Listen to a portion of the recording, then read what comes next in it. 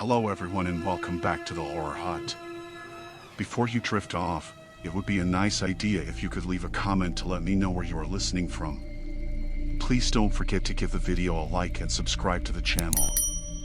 Right, let's get comfy and relaxed, and let's begin. Story 1, Lost Echoes in the Dark Woods. The sun hung low in the sky, casting long shadows across the rocky terrain of the mountains. I adjusted my backpack, feeling the weight of the gear pressing against my back as I hiked deeper into the forest. It was supposed to be a routine training exercise for the search and rescue team, just another day in the wilderness where I felt more alive than anywhere else. But something about the air that afternoon felt different, heavy, almost stagnant, as if the woods themselves held their breath. The call had come in about a missing hiker, a college student whose friends had reported him missing after a camping trip gone awry. By the time we assembled for the operation, twilight had already begun to cloak the forest in darkness. I could see the worry etched on the faces of my fellow rescuers, the way their eyes darted nervously among the trees, as if they expected to find something lurking just beyond the reach of their flashlights. As the sun dipped below the horizon, we gathered at the trailhead, the last remnants of daylight fading into shades of indigo and gray. I scanned the group of veterans and novices alike, everyone eager to prove themselves. I felt a familiar rush of adrenaline, the kind that came with each call to action, mixed with an unsettling sense of foreboding. Our team leader, Mark, stood at the front, his voice authoritative yet somehow strained.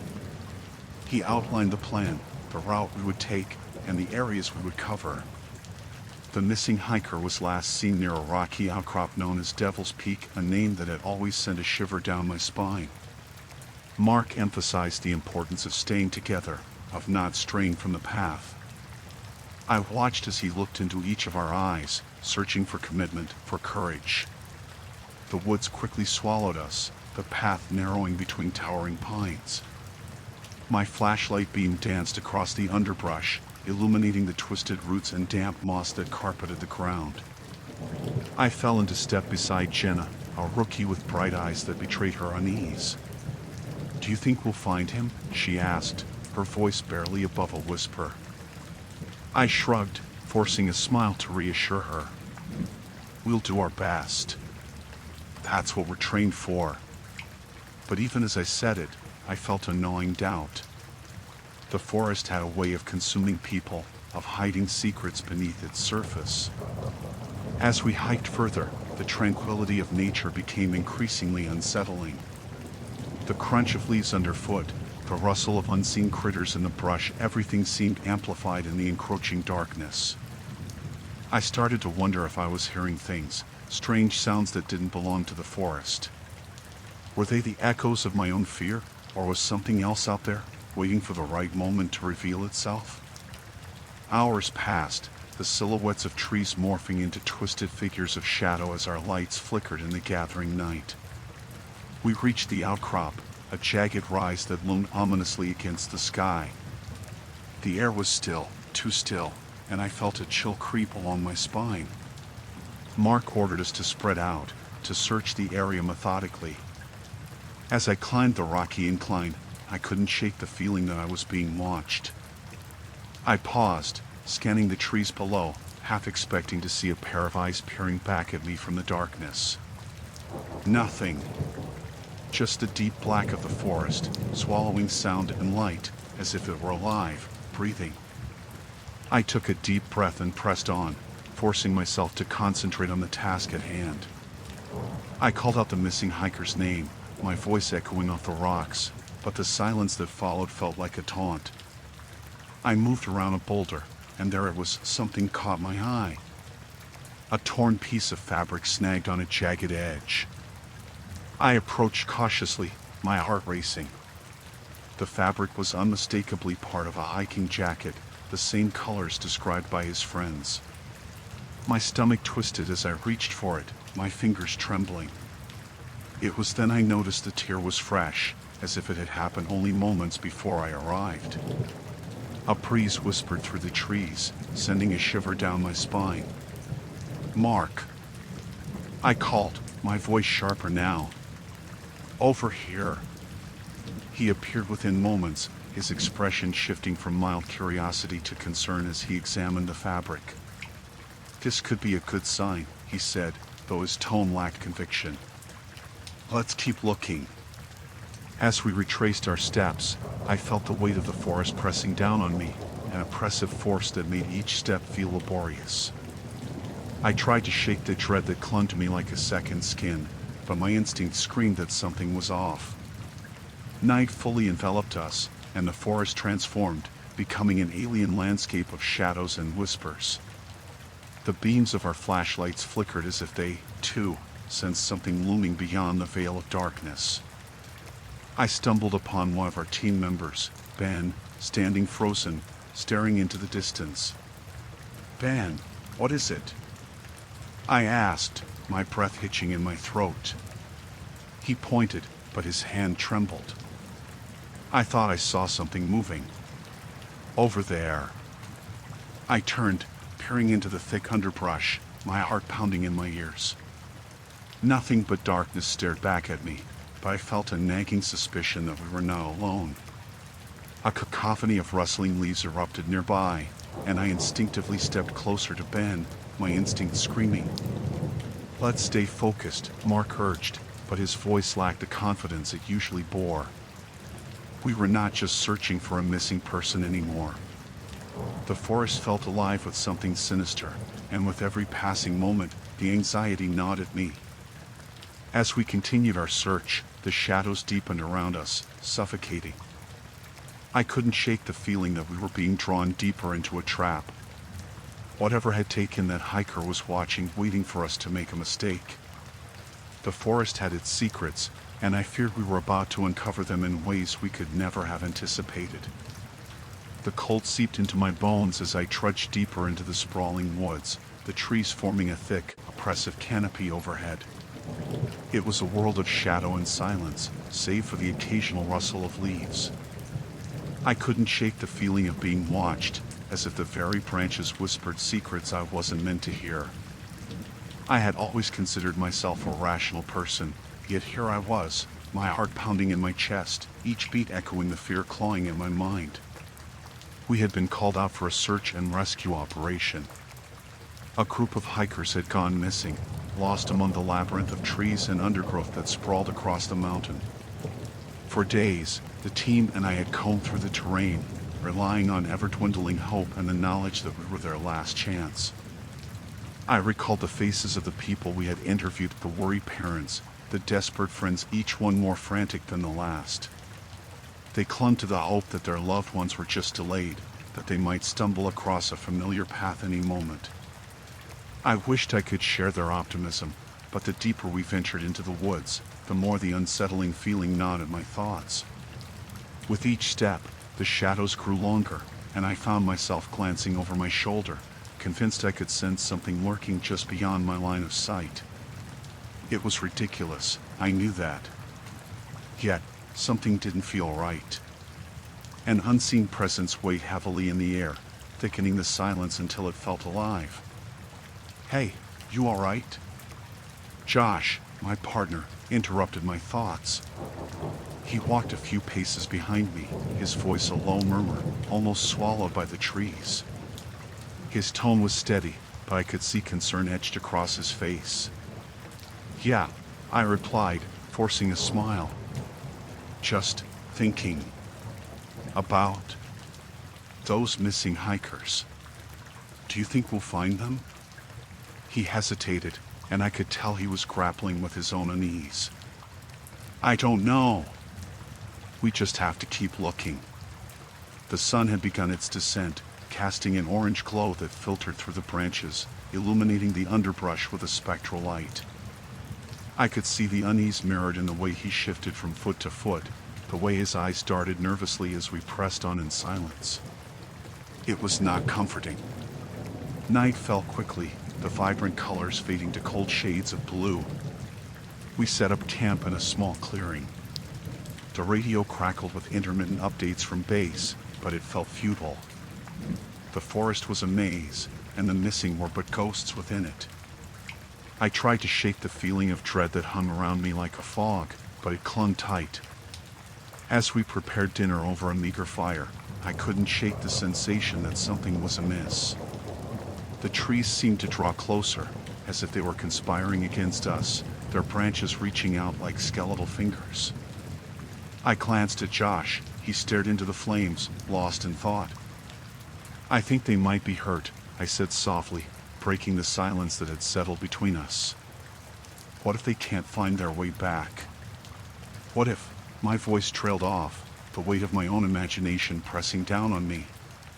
He looked up, concern etching deeper lines across his brow. "Don't think like that. We'll find them. We have to." His words were meant to reassure, but they twisted the knot of anxiety in my stomach further. I wrapped my arms around my knees, contemplating the oppressive darkness that surrounded us. The distant sounds of the forest, a rustle here, a snap of a twig there, seemed amplified, twisted by my fraying nerves. "Do you ever feel like we're not alone?" I asked. The question slipped out before I could reconsider. "What do you mean?" Josh looked at me, confusion breaking through his concern. "Like, I don't know. Like someone or something is watching us," I admitted, my gaze drifting to the penumbra that bordered our firelight. He laughed gently, but it held a nervous edge. "You're just feeling the pressure of this place. It gets to everyone. You'll see when we find them. Just wait." But the laughter didn't soothe me. It unsettled the fear that simmered beneath the surface. I wanted to argue, to voice the intuition gnawing at me, but I held my tongue. Instead, I watched the flames twist and dance, a reflection of the growing turmoil within me. That night, sleep came fitfully. I tossed and turned, dreams haunted by flickering shadows and muffled cries. I bolted awake more than once, convinced I heard soft voices drifting through the trees, a desperate plea for help that sent chills racing down my spine. Each time, I would sit up, heart racing, only to find the campsite still and silent, the darkness swallowing every sound. Then, somewhere in the depths of the night, I heard it, a sound that pierced through the nighttime stillness. A scream. Not just any scream, but one that felt raw, primal, echoing the horror of desperation. It shot straight through me, leaving no room for doubt. "Josh!" I hissed, shaking him awake. He stirred, bleary-eyed, confusion giving way to concern. "What? What is it?" I heard something.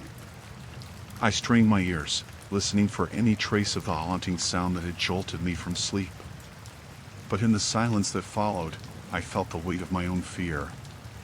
"Probably just an animal," he murmured, brushing off my worry. "It was a person.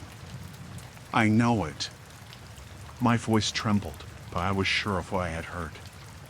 Before he could respond, the scream echoed again, closer this time. I felt it resonate in my chest, a visceral call for assistance that sent adrenaline coursing through my veins. "Get your gear," I said, urgency pouring into my words. "We have to go." Josh hesitated. It could be a trick of the woods, a wild animal. "There are people out there," I insisted, my voice rising. "We have to help them." He finally nodded, his eyes wide with the weight of the moment. We gathered our flashlights and checked our packs. That primal scream still echoed in my mind as we stepped into the darkness, the trees looming around us like silent sentinels. With each step, the forest felt less like a home and more like a predator closing in, and I could hardly ignore the gnawing sensation that we were being led into a trap laid by something far more sinister than we could comprehend. The morning sun broke over the treetops like an unwelcome guest, spilling a pale light into the tent where I had spent a sleepless night. My body still ached from the 𝐬𝐽, but my mind raced with thoughts of the search. We had set out the day before, spurred by the frantic texts and pleas of a distraught family. Their son, Tommy, had gone missing in the dense woods surrounding the old quarry. We were told he had ventured out alone, seeking a thrill or perhaps just a moment of escape. What lay ahead felt both thrilling and ominous. As I unzipped the flap of the tent, the cool morning air cut through, sending a shiver down my spine. The campsite was eerily quiet. The only sounds were the rustling leaves and the distant echo of birds. I stepped out, squinting against the brightness, and found Mark sitting by the fire pit, poking at the embers with a stick. His face was drawn, eyes sunken. We both knew what loomed ahead and the toll it could take on our spirits. "Morning," he said, his voice gravelly. "Ready for another day of searching?" I nodded, forcing down the dread that clutched at my throat. We planned to comb through a section of the woods that led to the quarry first. It had been a popular hangout for local kids, a place where laughter echoed off the water's surface, far removed from the despair we faced now. But knowing Tommy had been there, perhaps alone and frightened, felt like running my fingers over a jagged edge. We gathered our gear, maps, walkie-talkies, flashlights, and supplies, loading everything into the truck. The air was thick with tension as we drove deeper into the woods, crunching over gravel roads that snaked through towering pines. My heart raced in sync with the engine, anticipation mingling with fear.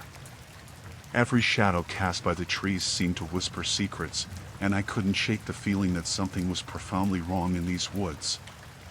After parking the truck, we set out on foot. Each step felt deliberate, as if we were treading unhallowed ground. My mind replayed the family's anguish, the mother's face pale and drawn, her voice breaking as she described her son. As we walked, I scanned the underbrush, looking for any sign, a backpack, a shoe, anything that might indicate Tommy had been there. Hours slipped by, a blend of searching and silence that felt heavy and suffocating. We found nothing but the scattered remnants of nature, twigs and fallen leaves, and the faint echo of a distant crow. The deeper we ventured, the more isolated I felt. The trees thickened, their trunks like sentinels guarding forgotten secrets. "Let's take a break," Mark suggested finally, wiping the sweat from his brow. We settled onto a fallen log, the air around us dense with the scent of damp earth and rotting leaves. I pulled out my water bottle and took a long drink, but the water felt heavy in my stomach. "I still can't believe he's just gone," I said, breaking the silence. "Yeah," Mark replied, rubbing his neck. "But we can't lose hope. Families need closure." I nodded, but doubt nodded me. We'd come this far, yet I felt no closer to finding him. I glanced at the sun, its position dipping lower in the sky, casting long shadows that seemed to stretch and twist around us. "Let's keep moving," I suggested, wanting to shake the dread that had settled into my bones. As we resumed our search, the atmosphere shifted. The forest grew quieter, as if holding its breath. I felt a prickling sensation at the back of my neck, an instinctual warning, but I shook it off as paranoia.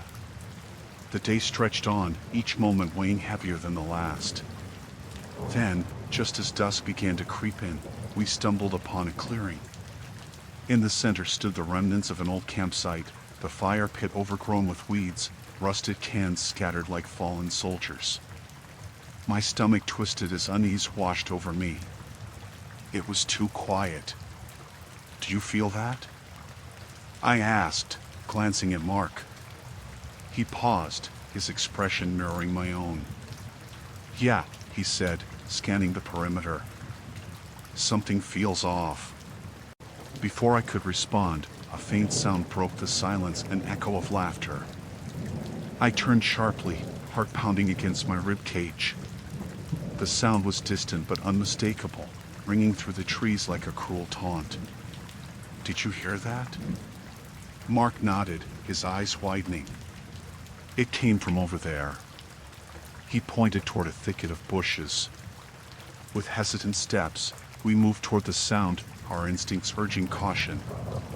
The laughter faded, replaced by a sudden stillness that was almost palpable. "Tommy?" I called out, my voice trembling. The woods swallowed my words, leaving an eerie silence in their place. We pushed through the underbrush, the branches grasping at us like skeletal fingers. As we drew closer, the laughter returned, more sinister this time. It twisted and turned, echoing in a way that chilled my blood. Mark's face paled. We should go back. This isn't right. But something compelled me to move forward. If it was Tommy, he needed us. I had to believe that. I stepped into the clearing, heart racing, and froze. There, in the dim light filtering through the trees, stood a figure. It was a boy, his clothes torn and dirty, but it wasn't Tommy. The boy turned slowly, and a twisted smile creased his face, a smile that didn't reach his eyes. "Help me," he said, voice laced with something unnatural. The hairs on my arms stood on end. I wanted to run, but my feet were rooted to the ground. Behind him, the shadows shifted, and I felt a cold dread swirl in the pit of my stomach. "Mark," I whispered, but the air felt thick and suffocating. And then it hit me, the laughter was no longer playful. It had morphed into something primal, echoing through the trees like a warning. "Get back!" Mark shouted, breaking the spell. But it was too late. I stumbled backward as the darkness seemed to swell, the woods closing in. In that moment, I realized some things in these woods were not meant to be found. The air in the woods was thick, choking me with the dread that clung to every tree and curled around every rock.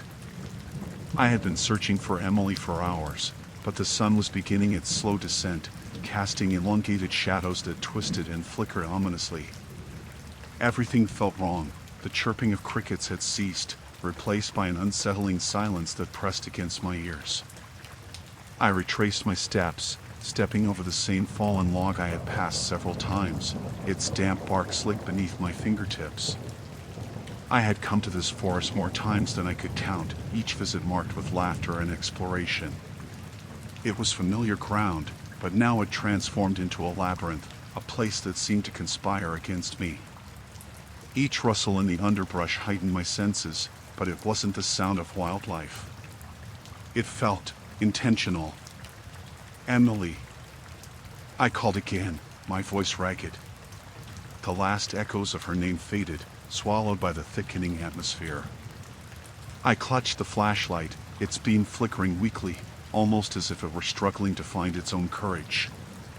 Cameras hadn't caught her departure, just that moment before she had vanished into the dense trees, smiling and carefree. Now the frantic memories looped in my mind like a film reel stuck on replay, casting doubt over every choice I had made that day. Why hadn't I insisted she stay with the group? Pushing deeper into the woods, I thought of the rescue team, their faces grim as they had prepared for the search. They had warned me not to venture too far, not to stray from the trails. "Stay close to the last known point," they said, their words heavy with urgency. But what did they know? I was the one who had seen Emily laugh and dance through the underbrush. I was the one who owed it to her to find her. As shadows stretched across the ground, I stumbled into a small clearing, where the trees parted to reveal a circle of tangled roots and damp earth. Something caught my eye in the fading light, a scrap of fabric, a vibrant piece of her jacket caught on a thorny bush. My heart raced as I knelt to retrieve it, the chill of the evening air wrapping around me like a cold hand. I brushed against a layer of dampness that coated the leaves. I hoped it was just dew. "Emily." I shouted again, my voice now a desperate plea. Returning to my feet, I scanned the area. The light from my flashlight cut through the darkening air, but the beam felt feeble, shaking against the encroaching night. I took a step back, disoriented. Had I heard something? I turned toward the sound, a faint crack of twigs, just beyond the edge of the clearing. "Emily?" I called, my heart in my throat. Nothing but silence answered me. I forced myself to breathe, to stay grounded. My hands trembled as thoughts of unimaginable possibilities swirled in my mind. What if she encountered someone? What if she was hurt? My instinct screamed for me to retreat, to return to the safety of the trails and regroup with the rescue team. But as the shadows deepened, I felt an inexplicable pull to push deeper into the woods. It felt as though something waited for me just out of sight, something that wanted me to keep going. I trudged forward, each step heavier than the last. The trees loomed like gnarled giants, their branches stretching out like fingers, clawing at the dimming sky. I had turned off the beam of the flashlight, trying to conserve power, but it left me feeling blind, vulnerable, as if the forest itself were watching me. The darkness thickened, swallowing sounds. The world around me seemed to fade until the only thing left was the stumbling rhythm of my own heartbeat.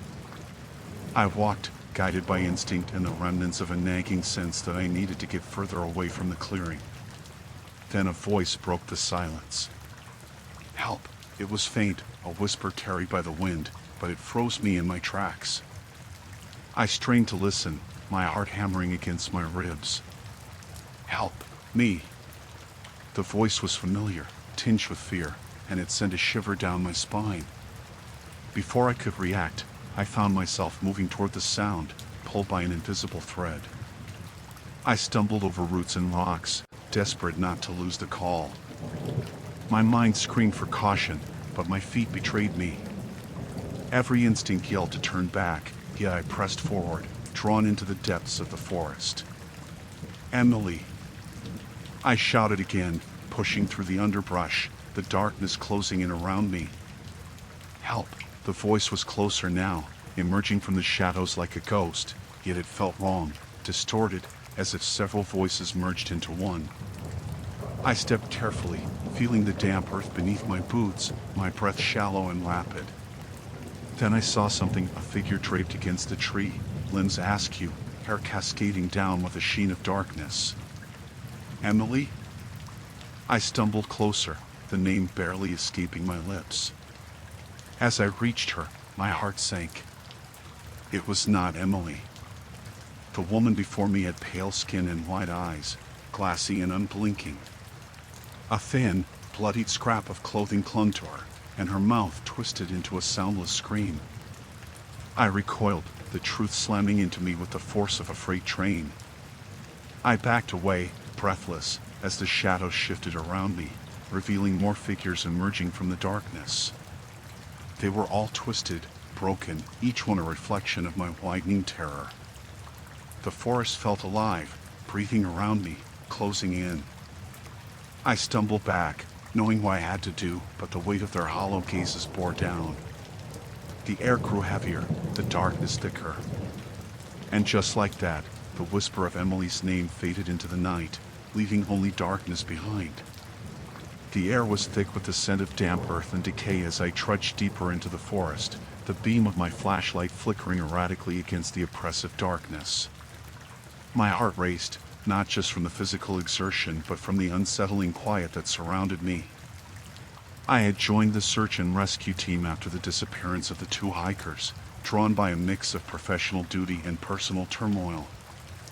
Every flicker of movement in the corner of my eye stirred an unshakable anxiety deep within my gut.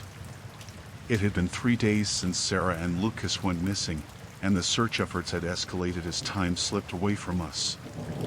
We had combed through countless trails, traversed steep inclines, and examined every nook and cranny of the wilderness that could have swallowed them whole. Yet, hope seemed a distant whisper, drowning beneath the weight of despair.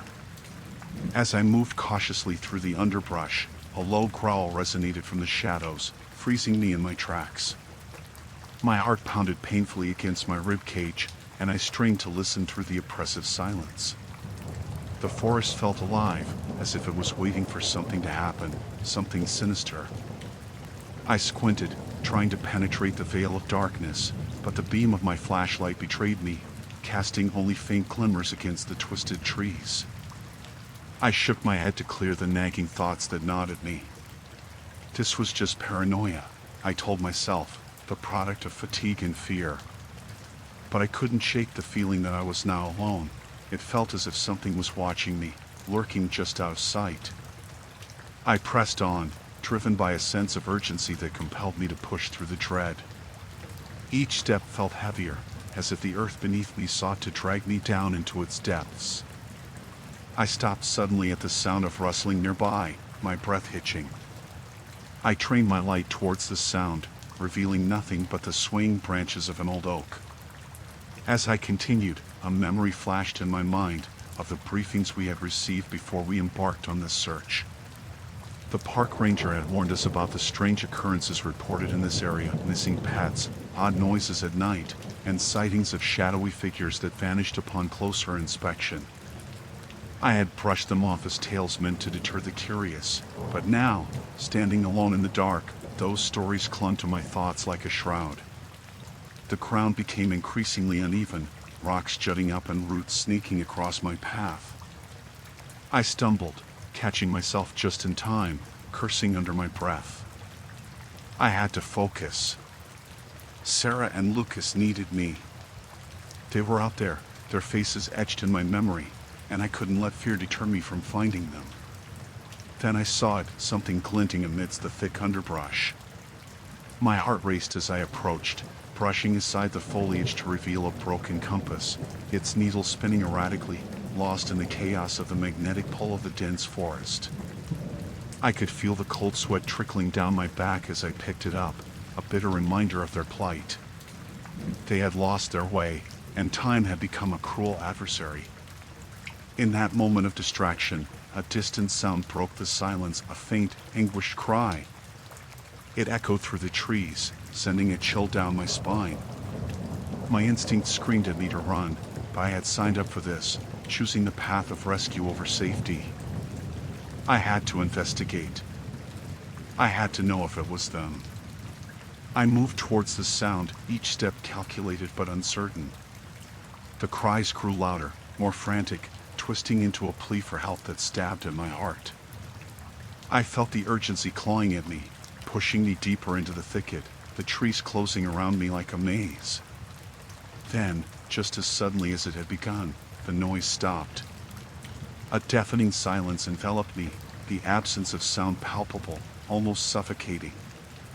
I stood still, my breath echoing in my ears, the flashlight beam trembling. I called out, my voice shaky, "Sarah." "Lucas." But the forest swallowed my words, and dread pulled in my stomach.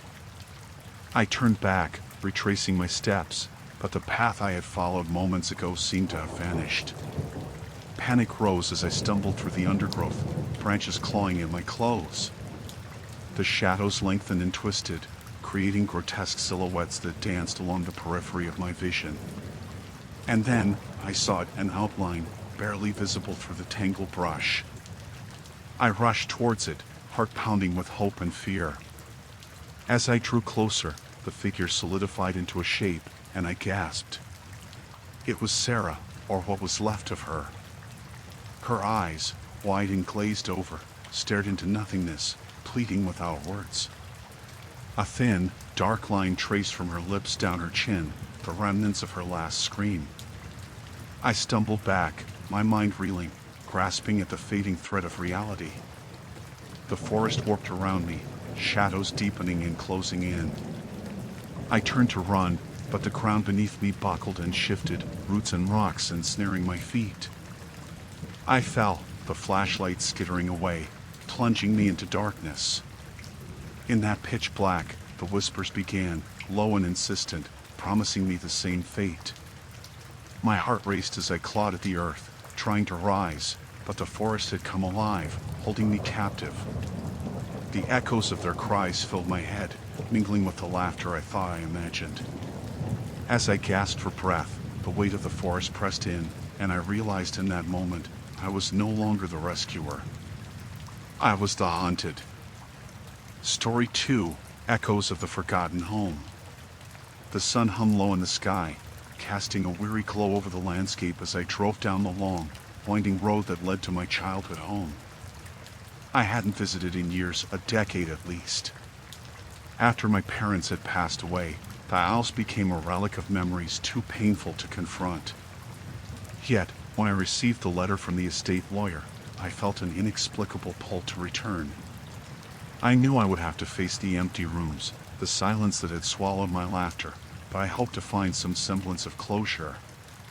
As I approached, the owls came into view, cloaked in a tangle of overgrown weeds and wild vines that clawed at the weathered wooden siding.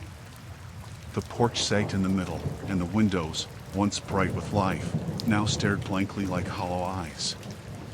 I parked the car and stepped out, the crunch of gravel underfoot strangely loud in the stillness. The air was thick with the scent of damp earth and decay, memories mingling with the musty aroma of neglect. I hesitated at the bottom of the steps, a shiver skirting down my spine. The last time I had stood here, I was a carefree child, running through the halls, chasing shadows that danced in the corners of my imagination. Now, I felt like a ghost returning to haunt my own past. The door creaked open with little persuasion, as if waiting for me to step inside. The interior was cloaked in darkness, the air stale and heavy. Dust motes floated lazily in the beams of light filtering through the grimy windows. I flicked the switch by the door, but no light flickered to life. The power had long been cut. With a deep breath, I pulled out my phone, its flashlight illuminating the hallway ahead. The first room to my right was the living room, where my parents had spent countless evenings. The tattered sofa remained, though the upholstery had faded to a dull gray. I ran my fingers along the armrest, feeling the rough texture of fabric against skin, and a wave of memories rushed through me, the laughter, the warmth, the love. But the air felt different now, thick with ghosts of the past. I swallowed hard, pushing the memories back down as I turned to explore further. I stepped into the kitchen, the linoleum floor cracked and peeling. The scent of mold was overpowering, and I wrinkled my nose as I examined the remains of a once thriving space. My mother's recipes still adorned the fridge, yellowed and curling at the edges. I reached out to touch the fridge door, its surface cold beneath my fingertips, and felt an unsettling chill creeping up my arm. A sudden sound echoed from the hallway, a soft scuffling, like the shuffle of footsteps.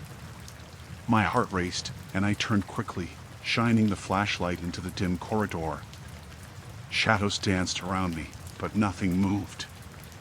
It was just the house settling, I told myself, a reminder of its age. Still, I felt the prickle of unease settle over me, a layer of dread I hadn't anticipated. I continued my exploration, each creaking floorboard a reminder of my intrusion into this forsaken space. The dining room was next, where the family had shared countless meals. The table loomed at the center, its surface marred by age and neglect. I wiped away a layer of dust, revealing the faint outline of a forgotten tablecloth pattern. For a moment, the memories flooded in again, laughter and the clinking of glasses, but they were swiftly eclipsed by the oppressive silence that now filled the room. As I walked back toward the hallway, a cold gust of wind rushed through the open window, sending a shiver down my spine. I paused, glancing over my shoulder. The shadows seemed deeper, more profound. I pushed away the feeling that I wasn't alone. I couldn't afford to indulge in such thoughts. The stairs to the upper floor loomed ahead, and although the sense of dread pulled in my stomach, I forced myself to climb.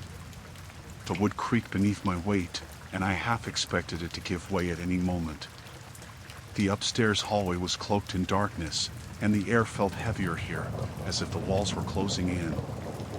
I pushed open the first bedroom door, my childhood room. It looked just as I had left it, a time capsule frozen in decay. The bed was stripped bare, the mattress long gone, and my toys lay scattered on the floor, covered in a thick layer of dust. I stepped inside, the creaking of the floorboards amplified in the silence. Was it my imagination, or did I hear a faint whisper? My skin prickled, and I quickly brushed it off as an echo of my own fears.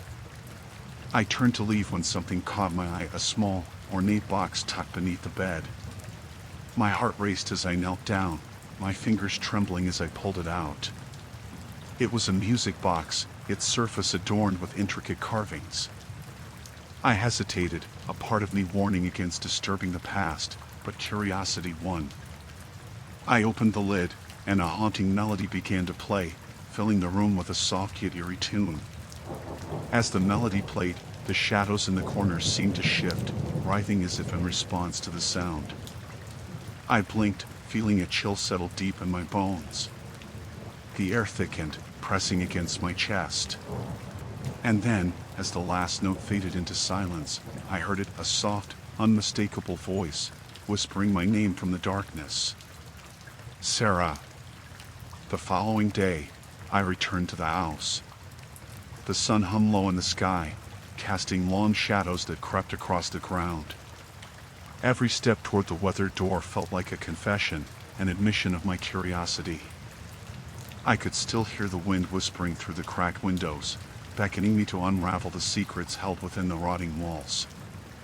As I approached, I noticed the overgrown garden, a wild tangle of weeds and thorns that seemed to clutch at my ankles as I walked by.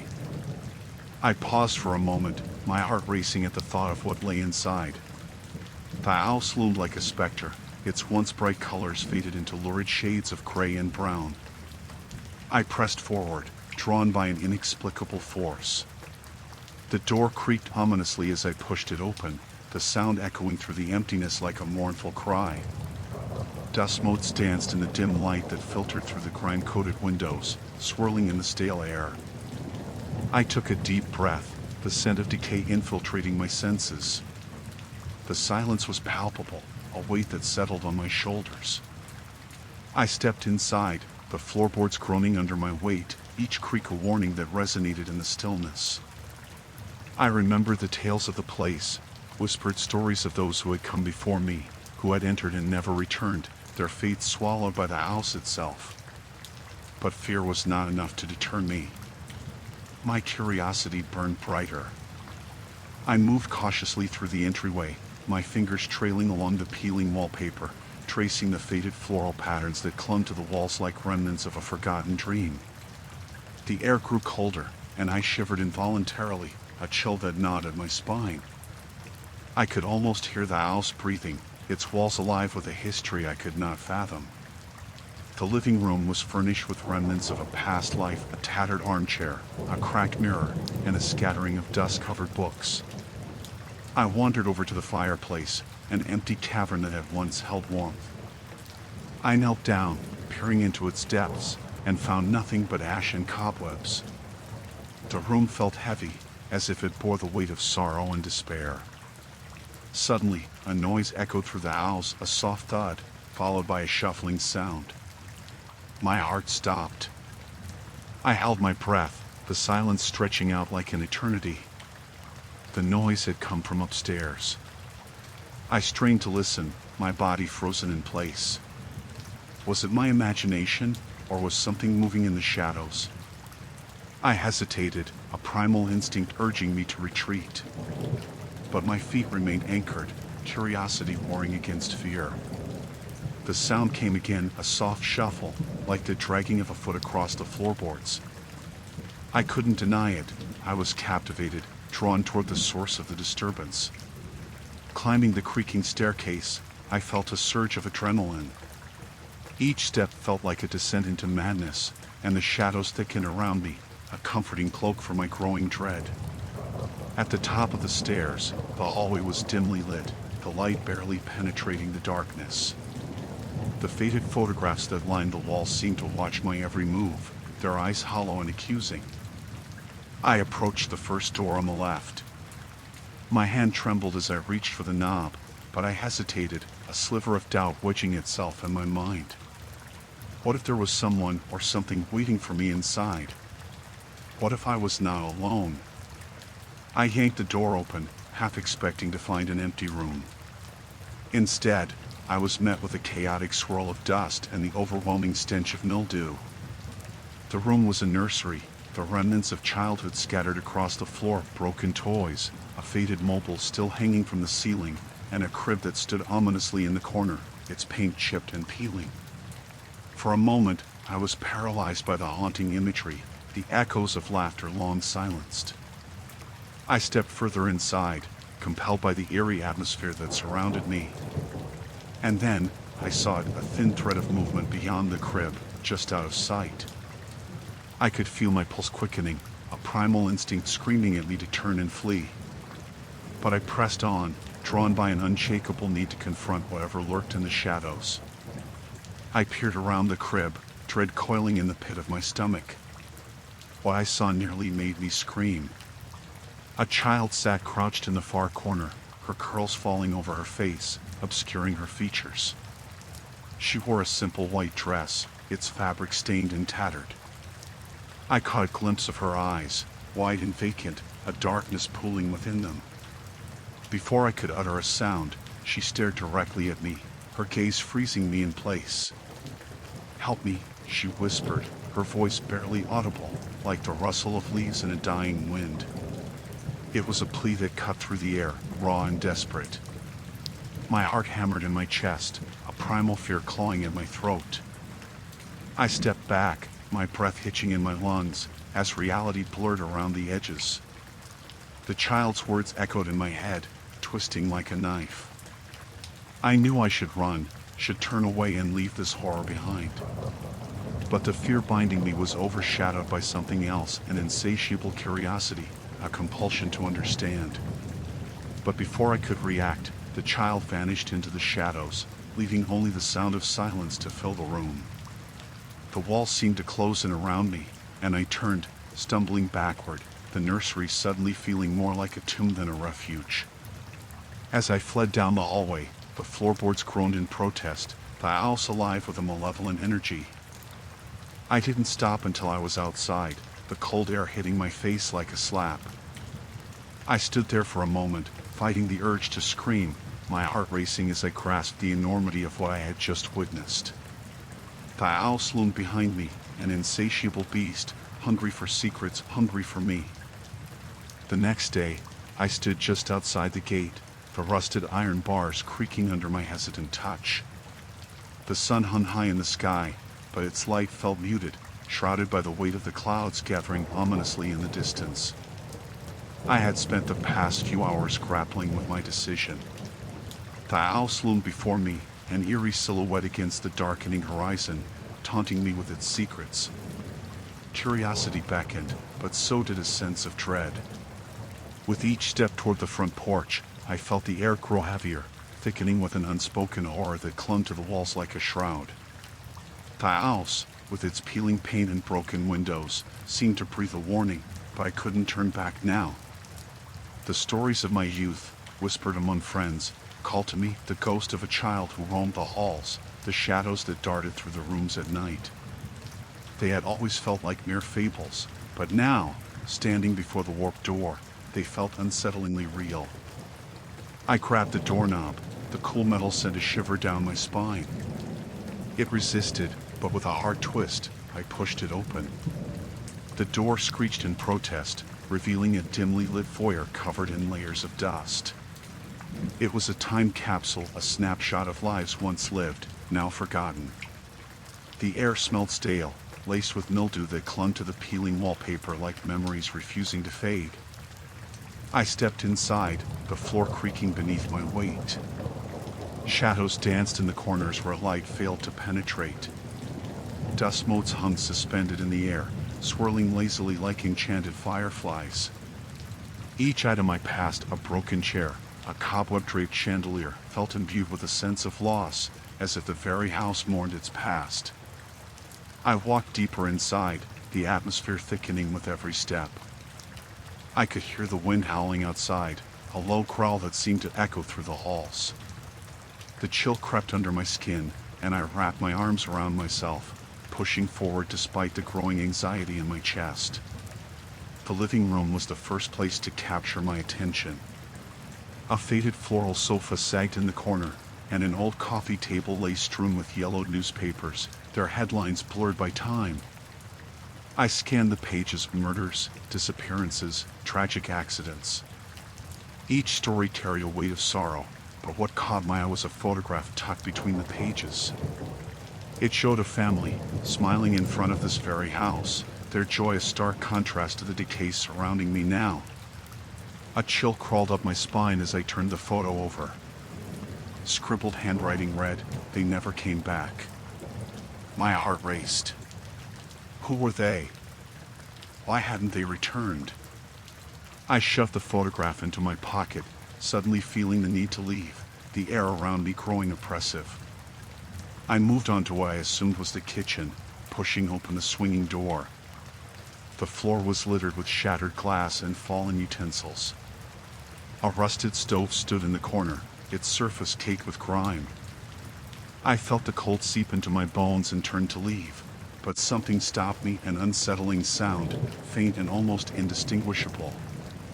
It was a child's laughter, echoing from somewhere deep within the house. I froze, my breath hitching in my throat.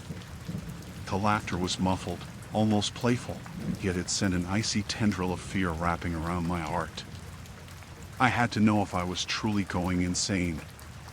I backtracked to the living room, straining my ears, but the laughter had vanished, replaced by the low groan of the house settling. The laughter had been real. I forced myself to breathe, dismissing it as my mind playing tricks. I turned again, heading toward the staircase that spiraled into darkness. Each step creaked ominously beneath my weight, and I paused at the top, my heart racing. The second floor was dim, the air thick with dust. I ventured into the first room, the door frame splintered and half collapsed. Inside, the sunlight barely filtered through a grimy window, illuminating a child's bedroom with 2 small beds, both unmade. The walls were adorned with faded drawings and tattered posters of cartoon characters.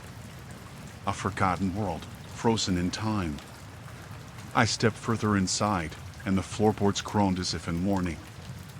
Something caught my eye, a small doll lying in the corner, its dress torn, and one eye missing.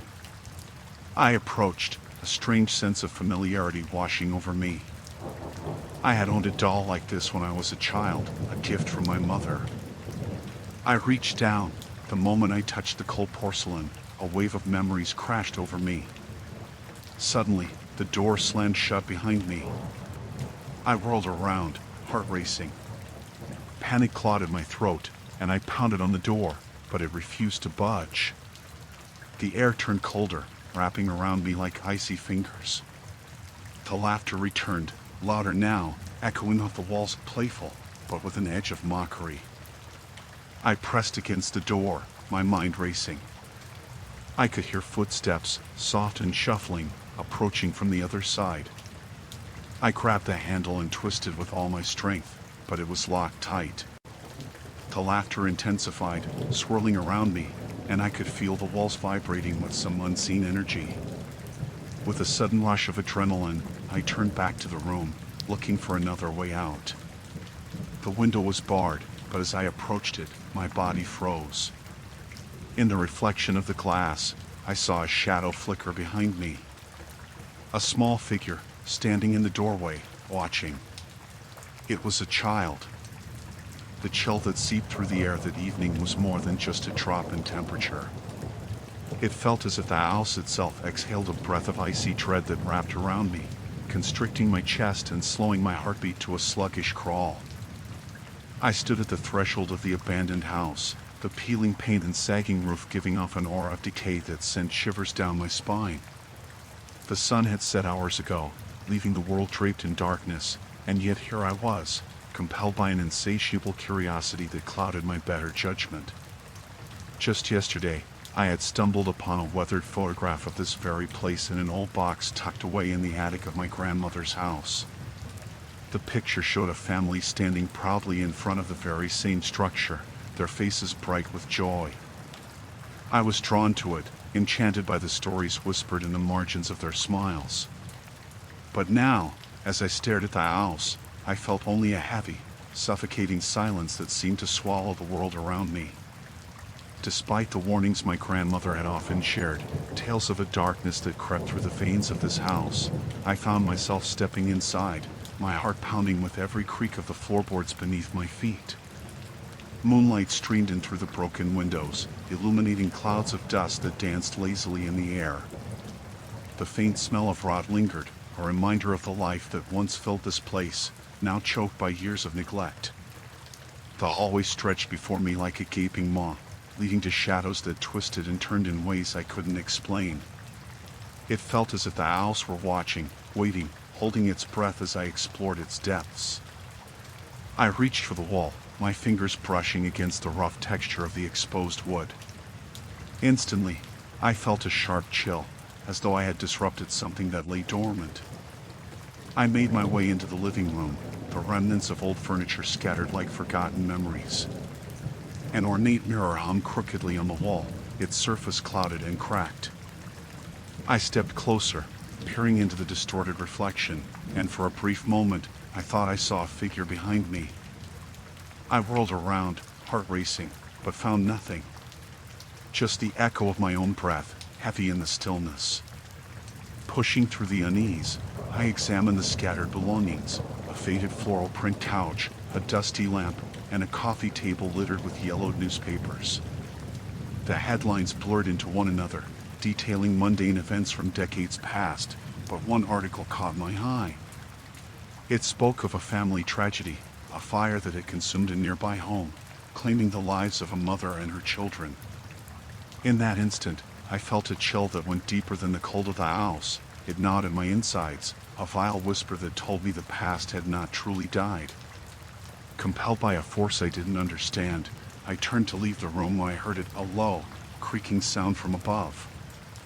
I froze, straining my ears to catch the slightest hint of what might lurk in the darkness above. A part of me screamed to run, to escape the sinister grip of this place, but I couldn't leave, not yet. Slowly, I ascended the staircase, each step groaning beneath my weight.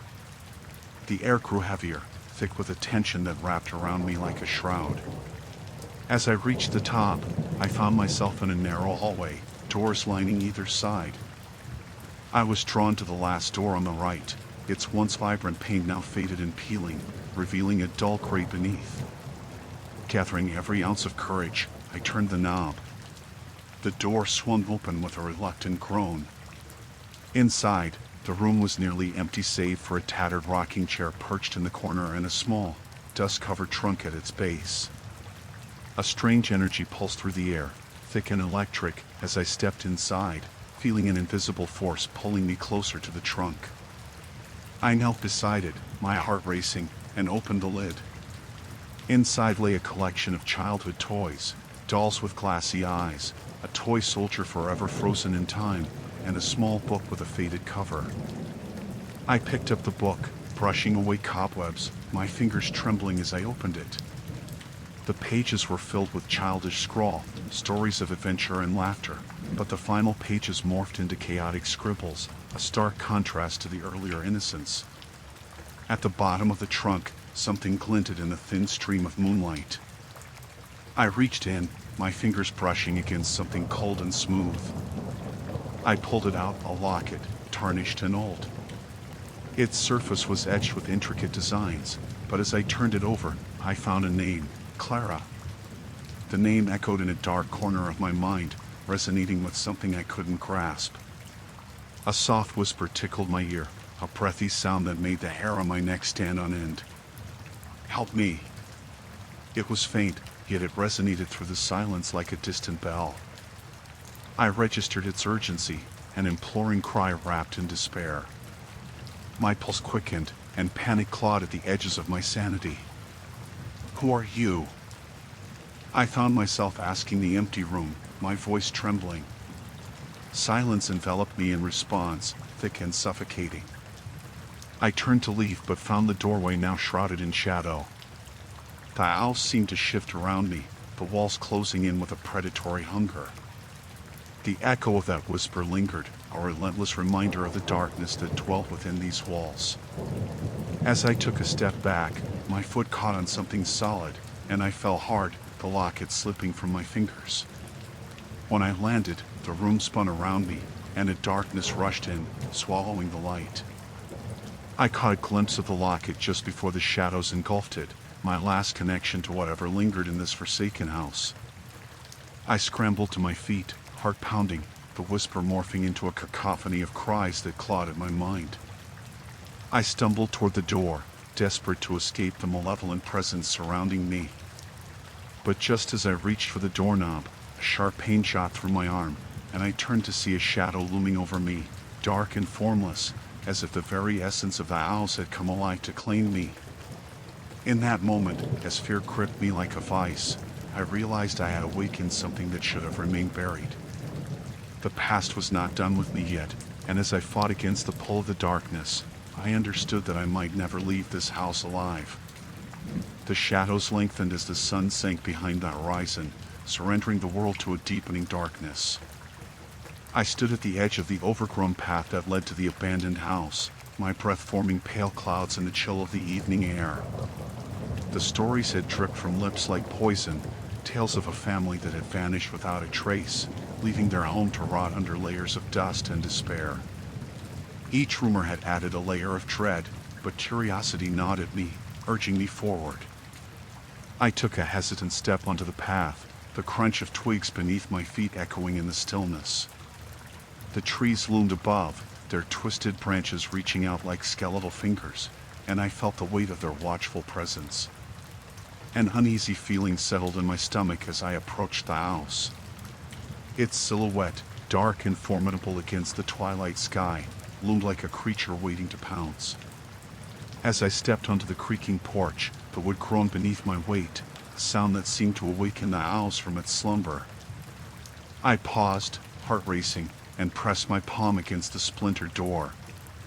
It swung open with a reluctant creak, revealing a yawning abyss of darkness beyond. I hesitated, a flicker of doubt igniting in my mind. I had come here alone, driven by the thrill of discovery. But as I crossed the threshold, I felt a chill that was far more than just the evening air. Inside, the air felt heavy, laden with dust and the scent of mildew. The wavering light from my flashlight illuminated peeling wallpaper that hung like tattered flesh, and the floorboards whispered secrets of their own as I moved deeper. Every footfall sent ripples of sound through the silence. The owls seemed to stir in response. I pressed on, my pulse quickening with each step. The first room I entered appeared to have been a parlor, its furniture draped in ghostly white sheets that billowed slightly as I moved. An old piano sat in the corner, its keys yellowed and cracked. I approached it, fingers hovering over the keys, a part of me yearning to press down and summon music that had long been silenced. But another part of me knew better. It felt as if the house itself would shudder in protest if I dared disturb its slumber. With a shiver, I turned away, exploring the remnants of lives once lived. Photographs hung crookedly on the walls, their subjects mere specters in faded frames, faces blurred by time. I wondered what they had seen, what had happened to them. My breath quickened as I moved into the next room, a dining area that still held the ghostly outlines of a table set for a feast. Dust lay thick on the surface, a stark reminder that no one had dined here in years. A sudden noise shattered the silence, a faint thud from upstairs. My heart leaped into my throat, and I froze, straining to listen. It was followed by a soft whisper, almost unintelligible, like the wind murmuring secrets. I swallowed hard. It could have been the owls settling, or the wind sneaking through cracked windows, yet dread pulled in my stomach. The stairs loomed before me, a narrow staircase shrouded in darkness. I hesitated, my mind racing with possibilities. What if someone had taken shelter here? The thought gnawed at me, a sliver of fear that suggested I was not alone. Yet, my curiosity overpowered my instincts. I gripped the railing, its wood rough against my palm, and climbed the stairs, every creak echoing like a warning. At the top, the hallway stretched before me, doors lined like sentinels guarding secrets. The whispers grew louder, seeming to beckon me forward. I hesitated outside the first door, a sense of foreboding tightening around my chest. I could push it open, confront whatever lay inside, but the fear of what I might find made me recoil. I chose the next door instead, the wood splintered and worn. It swung open with an eerie ease, revealing a room that had been untouched by time. A child's bedroom. The bed lay unmade, toys scattered across the floor, and walls painted in bright colors that seemed to murmur of innocence lost. A small rocking horse stood in the corner, its paint chipped and faded, its eyes dark and void. I took a cautious step inside, my heart racing with the weight of the atmosphere. A chill swept through the room, as if an unseen presence was watching me. It was absurd, I knew, but I felt a pull toward the bed, as if some force beckoned me to sit. A sudden gust of wind rattled the window, and I jumped back, the momentary shock giving way to the realization that I was utterly alone. That's when I heard it again, a soft, distinct whisper. My breath caught in my throat as I turned toward the sound. It came from the far corner of the room, where a dresser stood against the wall. I approached it warily, each step weighed down by the heavy air. As I reached the dresser, the whispers died down, leaving behind an oppressive silence. A mirror hung above the dresser, its glass clouded with age. I peered into it, half expecting to see a ghostly reflection. But it was just me, haggard and wide-eyed. As I turned to leave, I caught a flicker of movement in the corner of the mirror.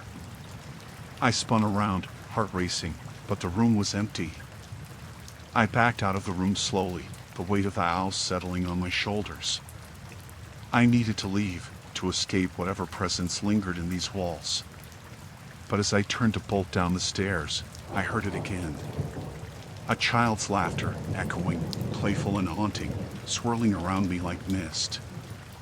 I froze, rooted in place, dread clawing at my throat as the laughter faded, leaving only the silence of the house. The darkness thickened around me, and I sprinted back toward the stairs, propelled by instinct. I could feel the house shifting as I fled, as if it sought to contain me within its rotting embrace. I reached the landing, my heart racing, and hurled myself down the stairs. The shadows writhed around me, but I couldn't look back. When I burst through the front door, the cool night air rushed over me like a bomb. I stumbled down the porch steps, not daring to glance back at the house that loomed in the darkness. I could still hear echoes of laughter mingling with the whispering wind, a reminder of the secrets buried within those walls. As I fled down the path, I vowed never to return, leaving behind the shadows of a home that had long since forgotten the warmth of its inhabitants. Story 3, Lost at Sea, The Haunting of the Horizon. The ocean stretched endlessly around us, a vast, dark expanse that seemed to pulse with its own rhythm, as if the waves whispered secrets I could not decipher. I stood on the balcony of the Sapphire Horizon, the cruise ship that had promised leisure and escape, and yet I felt a creeping sense of dread wash over me. The salt air filled my lungs, but instead of invigorating me, it felt heavy and suffocating. It was our second night at sea, and the ship had a propensity to sway as it navigated through the gentle swells. Laughter echoed from below, mingled with the clinking of glasses and the distant sound of music. Most passengers were oblivious to the unease that had settled in my chest like a stone, but I could not shake the feeling that something lurked in the shadows of this floating city. I had come aboard with my brother, Mark, seeking to escape the burdens of our everyday lives. He was eager to indulge in the cruise's many offerings, fine dining, shows, and the endless supply of tropical cocktails. I, on the other hand, was more reserved, my heart clinging to the worry that had plagued me since we boarded. There was something unsettling about the ship's design, the way the corridors twisted and turned, leading us away from the familiar and into the unknown. I returned to our cabin, the door shutting behind me with a soft click. The room was small, adorned with nautical themes that felt more kitsch than charming. Mark was sprawled on the bed, flipping through the ship's itinerary, completely unbothered by the bad vibes I could not shake. His carefree attitude exacerbated my growing anxiety. "Come on, Amanda. We're missing the magic show," he called, a grin plastered across his face. "You might even see something really scary." I forced a smile, but inside, my heart raced. "I think I'll pass. I'm not feeling well." His brow furrowed with concern. "You didn't drink too much last night, did you? You barely touched your drinks." "No, it's not that," I replied, my voice thin, almost lost in the ship's ambient noise. "I just need some air." Mark didn't push further, and before I knew it, he was bounding out of the cabin, leaving me alone with my restless thoughts. I leaned against the wall, willing the sensation of dread to subside. It was ridiculous, I told myself. I was being irrational. I tried to focus on the ocean, its undulating surface visible from our window, but the shadows it cast only deepened my unease. After what felt like an eternity, I decided to succumb to the night's allure and venture onto the deck. The stars above shimmered like shards of glass against the inky black sky, and the sound of the waves crashing against the hull filled my ears. I walked along the edge of the deck, watching as passengers mingled, their laughter ringing hollow against the serene backdrop of the sea. Yet, there was an indistinct murmur beneath the laughter, a low hum that sent a chill down my spine. I glanced towards the far end of the deck, where the lights flickered slightly, revealing a small group of people gathered. They huddled together, their faces obscured beneath the shadows. Curiosity piqued, I moved closer, the crowd slowly parting as I approached. The air felt thicker here, suffused with a tension I couldn't quite understand. Then I saw it, a figure standing at the edge, seemingly staring down into the black abyss. Its posture was rigid, and an unnatural stillness enveloped it, setting it apart from the rest of the animated crowd. "Look," someone shouted, breaking the spell that had gripped me. The figure turned, and I caught a glimpse of its face. It was an older woman, her features gaunt and sunken. Her eyes held a vacant stare, an abyss that mirrored the ocean below. I felt an involuntary shiver race down my spine. A gasp escaped my lips as she began to sway, the rhythmic motion luring me in like a moth to a flame. Just as quickly as it had begun, a collective murmur spread through the crowd, and the woman turned away, disappearing into the shadows. The atmosphere shifted, people exchanged uneasy glances, and the jovial spirit drained away like water through a sieve. I stumbled back, my heart pounding in my chest. Had I imagined it? But the lingering unease wouldn't let me dismiss what I had seen. I backed away, nearly colliding with someone behind me. "Are you okay?" a voice asked, filled with concern. It was a crew member, his uniform crisp against the darkness. I nodded mutely, my mind racing. "Did you see that woman?" I asked, desperation threading my words. "What woman?" he replied, furrowing his brow. "There's no one here." I felt my breath hitch. "She was just..." "Please, ma'am," he interrupted gently. "It's a big ship. Maybe you just saw someone from a distance. Why don't you come with me to the lounge? It's much brighter there." A spark of anger flared inside me. Did he think I was imagining things? But I followed him, the shadows trailing behind me, their whispers becoming a cacophony that filled my ears. The lounge was bustling, and as we entered, the noise swallowed my thoughts. Yet, amidst the chaos, I couldn't shake the image of the old woman from my mind. I had seen her, I was certain of it, and I felt a strange connection to her, a realization that something was not right aboard the Sapphire Horizon. I glanced around the lounge, searching for a sign, anything that might anchor my fears in reality. But as the lights dazzled and the music thrummed, I wondered if my escape would lead me to freedom or into the depths of something far more sinister. The ocean's embrace was deep, and I feared what it might hold beneath its surface. The cruise ship, the majestic Dawn, glided through the calm waters of the Caribbean like a shimmering leviathan, but I felt anything but at ease. A sense of foreboding clung to me like a wet blanket, thick and suffocating. The sun dipped low on the horizon, casting long shadows across the deck, and I could hear the distant laughter of families mingling with the clinking of glasses.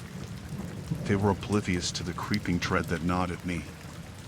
I had always been anxious on boats, but this felt different. It was more than just the gentle sway of the ship or the distant horizon that swallowed the sun. It was a sensation that whispered to me, a voice that echoed in the corners of my mind. Something was wrong. I had spent the earlier part of the day exploring the labyrinth of the vessel, my curiosity tugging me from one deck to another. The more I walked, the more I noticed unsettling details. The lights flickered occasionally, not in a natural rhythm, but rather as if they were struggling to stay lit. I brushed it off as a minor technical issue, an electrical quirk typical of a ship this size.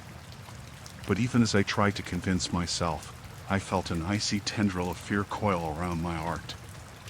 The dining hall had been an extravagant display of elegance, filled with laughter and chatter, yet among the mirth, I had spotted her. A woman, seated alone at the far end of the room, with long, dark hair cascading over her shoulders.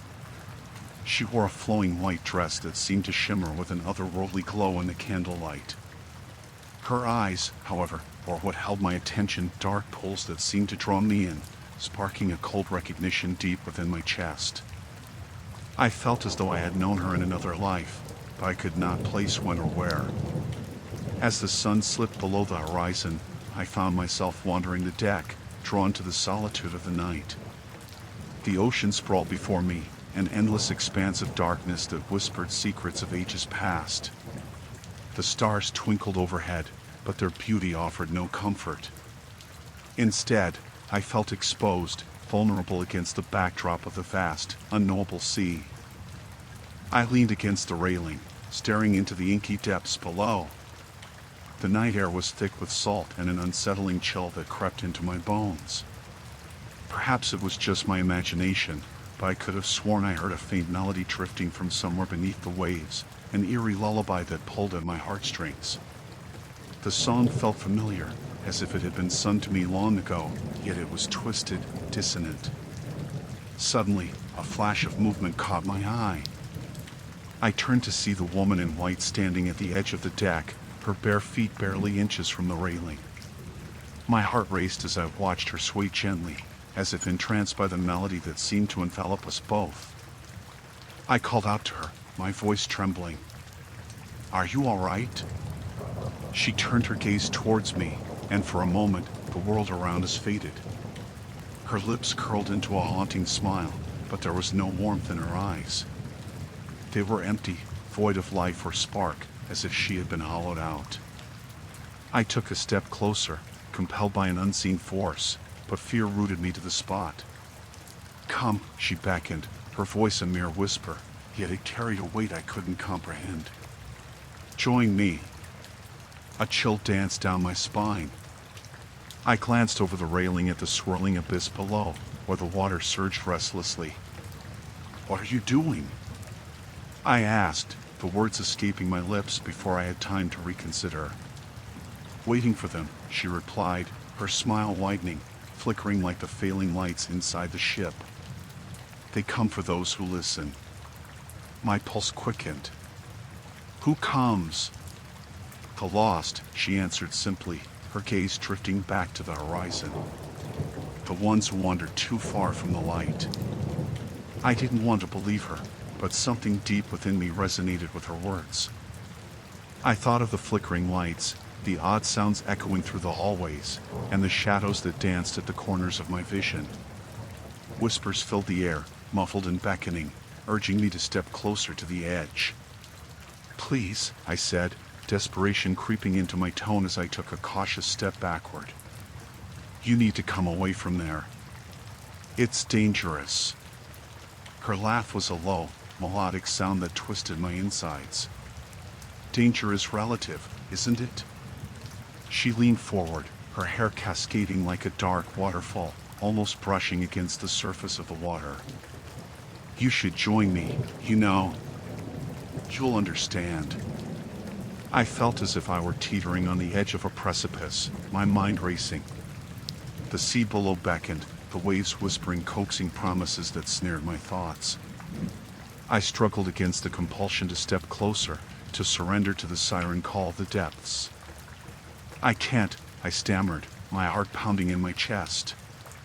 Her expression darkened, frustration etching lines across her otherwise serene face. "You will regret not listening," she warned, her voice dropping to a chilling whisper. "When the lights go out." In that moment, A loud crash echoed through the ship, the sound reverberating like thunder. The lights flickered violently, plunging the deck into darkness. Panic surged within me as I stumbled back, clutching the railing as the ship groaned under an unseen weight. It felt as if the very hull of the majestic Dawn shuddered in fear. I turned back to her, but she had vanished into the shadows, leaving me alone, engulfed by the night. The ocean roared beneath me, the melody now a cacophony of wails that echoed from the depths. I knew I had to escape, but the darkness was closing in, and I couldn't shake the feeling that I was being watched.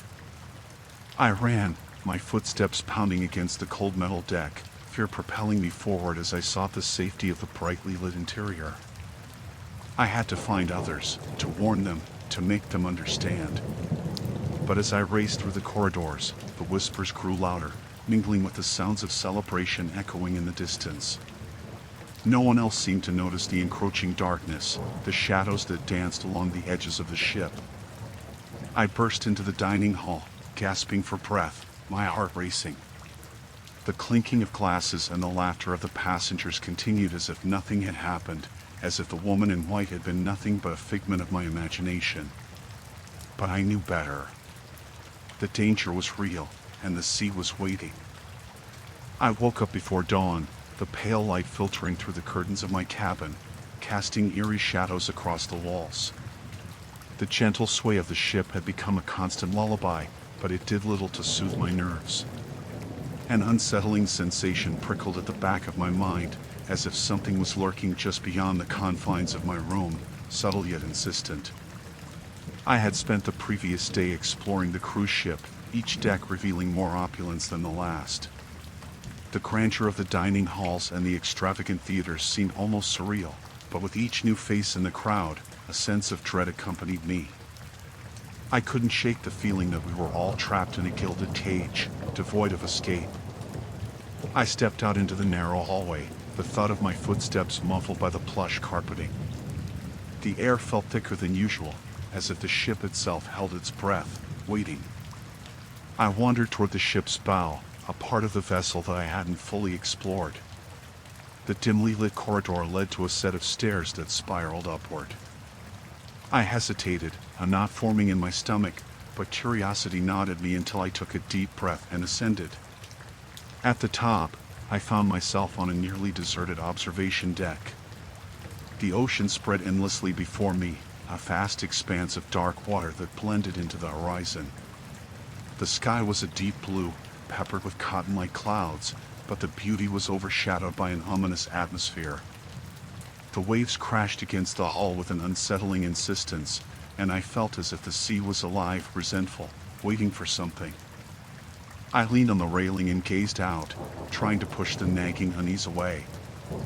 As I looked closer, I noticed something. A dark spot beneath the surface, shifting. It was too large to be a fish, and for a moment, I thought I glimpsed a shape. My breath hitched, and I leaned further over the railing, my heart racing. But the moment evaporated, and the water returned to its calm facade, as though mocking my imagination. Something rustled behind me, breaking the spell. I turned sharply, and there stood a crew member, a tall man with a somber expression, his uniform crisp but the dark circles under his eyes betraying fatigue. He cleared his throat, and I could see the tension in his posture. "Ma'am, this area is off limits," he said, his voice low and steady, quiet enough to compel my curiosity. "Why?" I asked, my voice barely above a whisper. He hesitated, glancing over his shoulder as if expecting someone to emerge from the shadows. "There's nothing to see here." "It's not safe," he replied cryptically, then motioned for me to return to the interior of the ship. I sensed that he was hiding something. My pulse quickened, but I nodded, stepping back reluctantly. As I walked away, the crew member's gaze lingered, and I felt the weight of a warning in his eyes. What was lurking out there, just beneath the surface? The thought gnawed at me as I retraced my steps back through the corridors, my heart heavy with foreboding. I passed the dining hall on my way to my cabin and spotted a group of passengers gathered, their laughter echoing against the grandiose walls. I hesitated, drawn to the warmth of their camaraderie, but I felt like an outsider. The smiles were broad, but their eyes suggested a shared secret and understanding I was not part of. As I entered my cabin, I closed the door and leaned against it, trying to banish the unease that clung to me. My phone buzzed on the small table, breaking the silence. It was a message from Anna, an old friend who had insisted on this cruise as a chance for us to reconnect and escape our mundane lives. "Hope you're having fun. Let's meet at the lounge later." I stared at the screen, my heart fluttering with both excitement and anxiety. Should I confide in her about the strange feelings consuming me? No, that would only sound paranoid. I texted back a simple agreement, forcing myself to shake off the anxiety. The lounge was alive with music when I finally descended the stairs. I scanned the room, searching for Anna's familiar face. A band played softly in the corner, their melodies floating through the air like whispers of secrets. Couples danced, and laughter filled the space, but I still felt that sense of isolation creeping back in. "Hey!"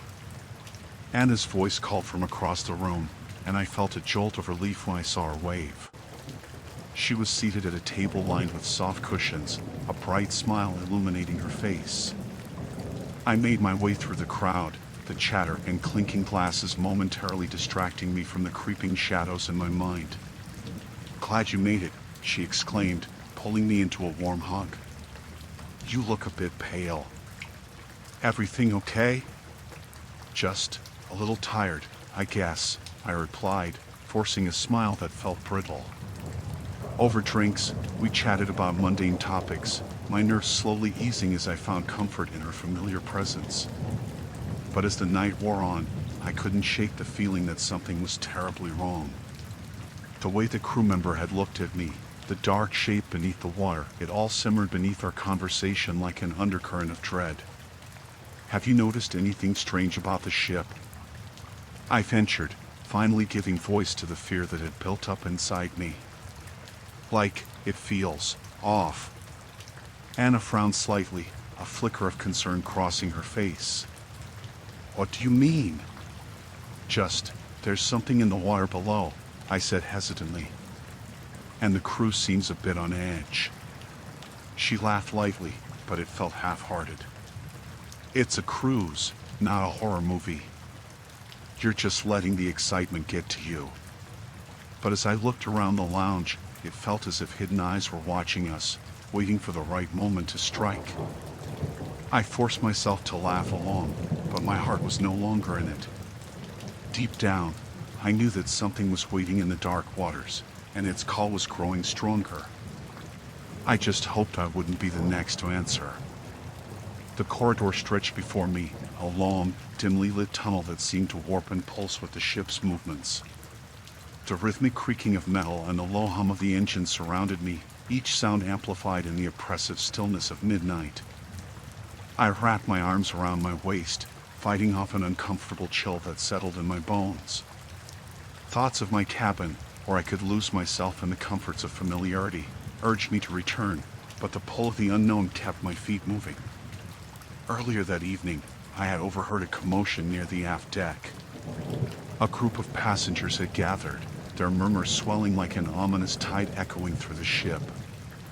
One voice, trembling and sharp, spoke of a missing girl. I hadn't caught her name, but the fear in that woman's tone sent shivers down my spine. The girl was last seen near the crew quarters, and the ship had begun its routine search, but with the vastness of the ocean stretching beyond the vessel's walls, I couldn't fathom how they would find her. Curiosity gnawed at me, driving me deeper into the ship's veins. I turned a corner, finding myself in a less traveled area where the lights flickered like fireflies trapped in a jar. I hesitated at a door marked with faded lettering, "Crew Only." I couldn't help but wonder if that was where she had gone, lured away by the thrill of adventure or perhaps something darker. The handle gave way with a soft creak, and I stepped cautiously inside. The room was cramped, dim, filled with shelves crammed with supplies. The air smelled stale, tinged with something antiseptic, My heart raced, each beat sounding like a drum echoing in the confined space. I stepped further in and felt a sense of intrusion wash over me, as though I were trespassing into an untold secret. On the far side of the room, a series of metallic doors lined the wall. I approached one, running my fingers over the cold, smooth surface. A faint sound floated through the cracks, a hiss, like air escaping from a tire. My heart lurched. I glanced back, the nagging sensation of being watched creeping over me. I was alone, but the feeling of ice lingering on my back made me shudder. Suddenly, a loud thump reverberated through the room, sending me spinning toward the exit. Just as I reached for the door, another thump came, louder this time. It was followed by a low, guttural sound that made my stomach churn. I stumbled backward, my pulse racing, and in my panic, I knocked over a stack of boxes. They clattered to the ground with a resounding crash, scattering the ship's supplies across the floor. The noise settled, leaving a suffocating silence in its wake. I held my breath, straining to hear any sound beyond the thumping of my own heart. The sensation of being watched intensified, a cold sweat breaking out on my brow. I forced myself to take a step back toward the door, but a strange compulsion held me in place. I had to know what was behind that door. I swallowed hard and turned back. Gathering what little courage I had left, I pressed my ear against the cold metal, my heart thundering in my chest. The hissing continued, growing louder. It was accompanied by an intermittent scratching that sent a shiver racing down my spine. The girl? Was she trapped behind that door? I had to find out. I reached for the handle, my fingers trembling as I turned it. The door swung open with a soft creak, revealing a narrow space darkened deeper than the hallway outside. A faint flicker of light illuminated a back corner, casting eerie shadows on the wall. As I stepped inside, the door swung shut behind me with a decisive thud, the sound echoing ominously. Panic clawed at my throat. The flickering light came from a small lamp perched atop an old crate, revealing more of the room, a makeshift storage area filled with rusting equipment and crates stacked haphazardly. I could feel the air grow thick, heavy with despair and neglect. I stepped further inside, heart racing, my breath shallow. In the far corner, I spotted a figure huddled against the wall. I froze. My mind struggled to process what I was seeing. Was it the missing girl? Just as I began to approach, the figure stirred, and my heart sank as I recognized the familiar outline of a crew member. He was pale, sweat-beaded, and his eyes were white with fear. "Help, please," his voice trembled, barely above a whisper. I could see him shaking as he scooted back, pressing himself into the corner as if trying to escape something unseen. "What happened?" I managed, my voice trembling. "Where's the girl?" He looked at me with a wild intensity, his breaths coming in ragged gasps. "It's not safe here. You don't understand. They're coming for us." "Who?" I pressed, a sense of dread now coiling in the pit of my stomach. "The crew. Something's wrong with them. They've changed." He shuddered, his eyes darting to a shadow that seemed to flicker at the edge of the room. "We need to get out. Now!" Before I could respond, the flickering light sputtered and died, plunging us into darkness. The sounds, the hissing and scratching, grew louder, a chaotic symphony of terror surrounding us. My heart pounded in my ears, drowning out everything else. I grabbed the crew member's arm, pulling him toward the door, but his weight suddenly went slack. "What's wrong?" I gasped, turning to him, but his eyes were glazed, fixated on something behind me. I felt the air shift, a heavy presence looming just beyond the edge of the darkness. The smell hit me then, a foul, rancid odor that sent bile rising in my throat. Before I could move, a cold wind blew through the room, and I felt a hand, no, claws grip my shoulder, sending ice through my veins. I turned, ready to scream, but the darkness enveloped me, swallowing my voice whole as the scratching sound intensified. The last thing I registered was the crew members' terrified eyes widening in recognition before everything went black. The sun dipped below the horizon, surrendering the world to darkness. The cruise ship, once a floating palace brimming with laughter and music, now felt like a hollow shell adrift on an indifferent ocean. Each creak of the ship echoed through the quiet corridors, a reminder that I was alone in a way that grew increasingly unsettling. I had spent the last few days trying to piece together the puzzle of the missing passengers, a task that had become an obsession. By now, I knew every inch of the ship, from the grand atrium where empty chairs sat like silent sentinels to the labyrinth of service corridors that snaked behind the walls. I had ventured into the crew quarters, seen the vacant cabins, and even dared to peek into the engine room, where the incessant rumble of machinery drowned out all thoughts. Yet, there was no sign of anyone. I had stumbled upon a few personal items, an abandoned purse, a children's toy, a photograph of a family laughing on the deck, but they were just remnants of lives once lived here. The absence of human presence was a tangible weight that pressed down on me, each hour deepening the feeling of isolation. That night, as I wandered the ship, my heart raced. The flickering overhead lights cast eerie shadows that danced along the walls, and I could swear I heard whispers in the wind. I had tried to convince myself it was merely my imagination, but the chill that crept into my bones told me otherwise. I paused at the edge of the pool deck, where the water glistened like a black mirror. It was then I noticed something unusual, a dark shape submerged beneath the surface. I leaned closer, the salty breeze brushing against my skin, and squinted into the depths. My breath caught in my throat as I recognized the shape. A face, distorted and pale, stared back at me from the water. I stumbled back, heart racing, and it vanished with a ripple, leaving only the reflection of the ship above.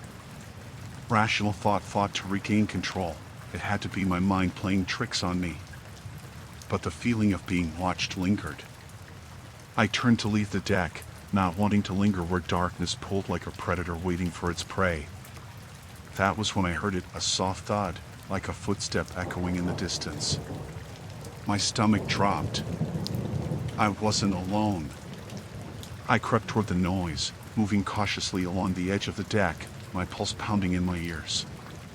The ship felt alive, the metal groaning like a beast awakening from slumber. Shadows twisted and warped in the dimness, and I kept glancing over my shoulder, half expecting someone or something to emerge from the dark. The sound led me to a service door I hadn't noticed before, slightly ajar. I hesitated, fear gripping me. I could turn back, pretend I hadn't heard anything, but curiosity tugged at me with insistent fingers. I pushed the door open, its hinges squealing in protest. Inside, the passage was narrow and dimly lit. The walls were lined with familiar machinery and equipment, and the cloying scent of oil and saline filled the air. I stepped forward, the sound of my breath the only thing breaking the silence. Suddenly, I heard a whisper, soft yet distinct, like the rustling of dry leaves. "Help me." The voice sent a jolt of terror through me. I could feel the hairs on my neck stand on end as I strained to hear more. There it was again, but this time so faint I wondered if I had imagined it. I took a step deeper into the service corridor. "Please," the voice implored again, more frantic this time. I forced my legs to move, but with each step I took, dread coiled tighter around my throat. I reached a door at the end of the hallway, its surface marred with rust and peeling paint. The whisper came once more, echoing through the keyhole. "Help me." I hesitated, a battle raging within me. The door could be a trap, but I couldn't ignore the plea. My hand trembled as I reached for the handle. It turned with a reluctant groan, pushing the door open a crack. The room beyond was cloaked in shadows, but I could make out a figure huddled against the far wall. My heart raced as I stepped inside, feeling a sudden wave of heat wash over me, mixing with the damp, stale air. "Who are you?" I called out, barely managing to keep my voice steady. The figure looked up, a gaunt face framed by wild, tangled hair. Eyes wide with fear stared back at me, the remnants of sanity flickering like a dying flame. "You shouldn't be here," they rasped, voice trembling. "They will come for you." "Who? What happened?" I pressed, stepping closer. My instinct screamed at me to turn and run, but I couldn't abandon someone in distress. "I can't," the figure muttered, shaking their head. "They've taken everyone. You need to leave before they find you." But before I could inquire further, the ship shuddered violently, throwing me off balance. The lights flickered once more, plunging the room into darkness. The figure shrieked, and instinctively I reached for them, but they recoiled into the shadows, their breaths quickening. "Go! Now!" The urgency in their voice ignited a primal fear within me. I raced back toward the door, my heart pounding as the ship quaked again, reverberating through the metal hull like the sound of a beast roaring in anger. I burst into the corridor, but something blocked the exit. A figure emerged from the shadows, obscured by the dim light, and I froze in place. The air thickened with an unshakable sense of dread. "Where do you think you're going?" it hissed, voice low and mocking. I backed away, desperation clawing at me as I saw an escape. The corridor felt like a labyrinth now, closing in, but I had no choice. I turned, sprinting down the passage as the laughter of whatever haunted this ship echoed behind me, mingling with the groaning of the vessel itself. As I fled into the maze of darkness, I realized with chilling certainty that I was being hunted. The ship was alive, and it had no intentions of letting me go. Story 4: Depths of the Forgotten Abyss. The air was thick with the scent of brine and decay as I stood on the rocky outcrop, surveying the churning waters below. It was late afternoon, the sun hanging low in the sky, casting long shadows across the jagged coastline. I had always found solace in the ocean, whether it was kayaking on tranquil bays or diving into dark, cold depths. That day, however, the sea felt different, an insistent pull in its rhythm, almost like the heartbeat of some ancient creature lurking beneath the surface. My friend Emma had suggested this trip, her enthusiasm contagious. She had spoken of the hidden coves and underwater caves that dotted the coastline, places few had ventured. The thrill of exploration mingled with the salty air as I slipped into my wetsuit, its cold embrace tightening against my skin. I had always been the cautious one, while Emma thrived on pushing boundaries, daring the universe to respond. Paddling out into the open water, I felt the kayak slice through the waves, the sound of the water lapping against the hull of brief comfort. The sun sparkled on the surface, deceptive in its beauty, and I found myself momentarily lost in the peaceful rhythm of my strokes. Emma's bright yellow kayak was ahead of me, a vibrant dot against the blue, and I took a moment to admire her confident glide. "Come on, slowpoke," she called, her laughter ringing out like a melody. I picked up my pace, the thrill of adventure overriding my instinct to slow down. We had planned to explore an area known for its underwater caves, a site rumored to be haunted by the spirits of those who had lost their lives in the depths. Emma had teased me about my cautious nature. She called me a fraidy cat, but I had agreed to the trip, desperate to prove her wrong. As we reached the entrance of the first cove, the water darkened, shadows dancing beneath the surface. The sunlight flickered, momentarily swallowed by the encroaching rocks that jutted from the cliff face. Emma's excitement was palpable as she pointed towards an opening, barely noticeable at the waterline. "Let's check it out." My heart raced, but I forced myself to keep pace with her. I had come this far, I couldn't back down now. As we paddled into the cave, the ambient light shifted, the water around us transforming into oil, thick and viscous. The walls were damp, the air stale and filled with an earthy scent. Emma went ahead, her voice echoing in the confined space, filled with wonder. "This is amazing." Yet, despite my efforts to share in her excitement, unease churned in my stomach. I took a breath, trying to shake off the feeling, but it clung to me like barnacles on a shipwreck. "Let's dive," Emma shouted, breaking the spell of silence. She slipped beneath the surface, her bright yellow kayak bobbing at the entrance like an unmoored ship. I hesitated, staring into the dark water that awaited me. I could see the ripples where Emma had gone down, then nothing. She had always been a strong swimmer, but the vastness of the ocean loomed like an unseen predator. I took a deep breath, feeling the weight of my fear, then plunged into the inky depths, the cold wrapping around me like a shroud. The water enveloped me, silence descending as I pushed beyond the sunlight's reach. I could barely see, the murky depths swallowing my vision. Panic fluttered in my chest as I kicked harder, searching for the familiar flash of Emma's wetsuit. Nothing. The underwater world was a chilling void, and I felt the presence of something else, an unexplainable sensation of being watched, as if the darkness held secrets it didn't want to share. I turned, my heart pounding as I ascended, breaking the surface with a gasp. I looked around frantically, my eyes darting between the opening of the cave and the open water beyond. "Emma!" I shouted, the echo of my voice swallowed by the cave walls. A shiver crept down my spine, and I fought against the rising tide of fear. "Emma!" Just then, a faint figure appeared at the cave's entrance, and relief flooded through me. It was her.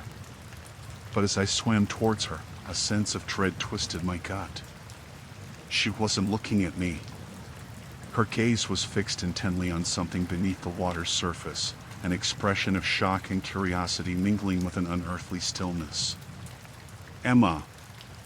I called again, my voice trembling. I paddled closer, thoughts racing. "What is it? Are you okay?" Finally, she turned towards me, her face pale, and I felt a coldness seep into the marrow of my bones. "There's something down there," she whispered, her voice barely above a breath, a mix of awe and terror. Before I could ask what she meant, she dove back under. I hesitated, torn between following her and the instinct to turn back. The cave felt like a mouth, wide open and beckoning, but deep down, I sensed the danger lurking beneath its surface. In that moment of indecision, I heard a sound, soft, haunting. It was an unsettling melody, echoing from the depths, luring me closer, tugging at the edges of my consciousness. It was then that I realized the ocean was not only a vast expanse, but also a trap. As I teetered on the edge of the abyss, the water roiled, and I couldn't shake the feeling that I was no longer alone. The morning sun broke through the layers of mist that hung over the lake like a shroud. I stood on the edge of the dock, my toes gripping the weathered wood beneath me, staring at the placid surface that belied the turmoil of what lay beneath. The previous day's expedition had stirred something within me, a mixture of exhilaration and trepidation, as if the water were beckoning me into its depths with promises of both wonder and dread. I had decided to take my kayak out again, despite my unease. The locals had told me tales of hidden caves and submerged wonders, and I felt compelled to explore. My heart raced with anticipation as I slipped into the cockpit of the slender craft, the gentle waves lapping at the sides as I pushed away from the dock.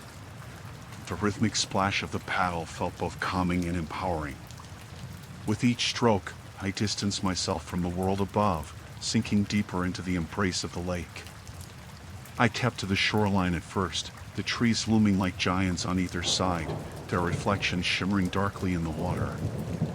There was a tangible silence, the kind that envelopes you when nature holds its breath. It was beautiful, but unsettling.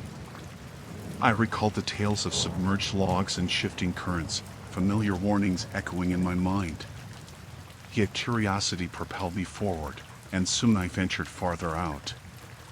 As I paddled, my surroundings began to change.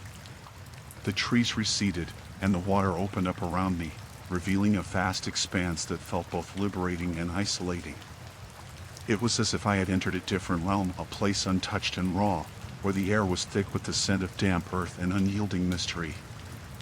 I caught a glimpse of something beneath the surface, a dark shadow that darted away as quickly as I had noticed it. My heart raced, but I brushed it off as a fish, dismissing my growing unease. I turned my kayak toward what appeared to be a cluster of rocks jutting out of the water. I had seen them from a distance, their jagged edges beckoning like the teeth of some ancient beast. As I approached, I noticed the water deepening, transforming from the soft kiss of a shallow bay into an unsettling blue abyss. The sunlight dimmed as clouds gathered overhead, casting the world into a muted palette of green and gray. Upon reaching the rocks, I took a moment to breathe in the crisp air, feeling the tension of my earlier excitement begin to unravel. It was then that I heard it, a low, echoing from beneath me, as if the lake itself were murmuring secrets to the stones. I was no longer alone in my thoughts. The water had a voice, and it was speaking to me in hushed tones. Driven by an impulse I could neither explain nor resist, I secured my paddle and donned my snorkeling gear. I plunged into the water, the coolness enveloping me like a shroud. At first, everything was a haze of blues and greens, but as my eyes adjusted, clarity came. The underwater world revealed itself in surreal detail. Fish flickered past, and the smooth rocks of the lake bed stretched out beneath me, covered in a blanket of moss. But then the thrumming returned, a heartbeat echoing around me. It was disconcerting, a reminder that the lake held more than just life. It also contained ancient memories, perhaps even remnants of tragedies yet to be uncovered. I drifted deeper, the sunlight trickling down like liquid gold. An innate fear began to creep up my spine, urging me to return to the surface, but the siren song of the depths held me captive. Curiosity pulled me to a shadowy crevice, a narrow opening between two large rocks. The darkness beyond seemed inviting, promising mysteries yet to be unveiled. I hesitated, glancing back at the light above, but the pull was undeniable. I ventured inside, my heart pounding in rhythm with the thrumming, which seemed to swell in intensity. The walls of the crevice pressed in around me, and I felt an unfamiliar sensation of being watched. It was as if unseen eyes monitored my every move, instilling a sense of dread that gnawed at my resolve. My breath quickened, bubbles escaping from my mouth and rising toward the surface. I considered turning back, but the thought of retreat held a different kind of terror. I had to know what lay ahead. As I forged onward, suddenly, the water grew colder, and the thrum transformed into a roar, echoing through the corridor as if the lake were unleashing a primal fury. Panic surged through me as I realized my air was dwindling, and the passage was narrowing. I kicked harder, the darkness closing in, but it felt as though the water itself conspired to keep me where I was, a claustrophobic grip tightening around me. Just as I thought I might escape, my foot snagged on something solid, and I tumbled forward, scrabbling for purchase. My hands found a rough surface, and I pulled myself along the bottom, heart racing, lungs screaming for air. I broke the surface with a gasp, the light above a beacon of salvation. I scrambled out of the crevice, but the lake would not let me go without a final warning. A massive shadow glided past, dark and massive, obscured by the murky depths. My heart stopped, fear coiling tightly in my chest. I had to get back to my kayak, back to safety. I kicked toward the surface, the world above now distorted by my panic and the grip of the water. With one last burst of strength, I breached the surface, gasping for air, and swam toward my kayak, the outline growing clearer as I neared. The moment I reached it, I clung to the side, desperate to pull myself up. I glanced back toward the water, fearing what I might see, but there was nothing, just the ripples where I had surfaced. Yet, I knew something lurked in the depths, and the echo of its thrumming still reverberated in my mind. My grip tightened on the kayak as I hoisted myself in, trembling from the cold and fear. As I paddled back toward the shore, the clouds began to part, revealing slivers of sunlight. But even as daylight spilled across the lake, I could still feel the weight of the water beneath me, an abyss of secrets waiting to be unearthed. And in that moment, I knew I would never look at the lake the same way again. The following morning dawned gray and foreboding. I awoke to the sound of rain tapping against the cabin's roof, a steady rhythm that echoed the unease settling in my chest. After the unsettling events of the previous day, I had half a mind to pack my things and leave. But there was a part of me, a stubborn flicker of curiosity, that urged me to stay. I couldn't shake the thought of the dive site. What lay beneath the surface had become an obsession.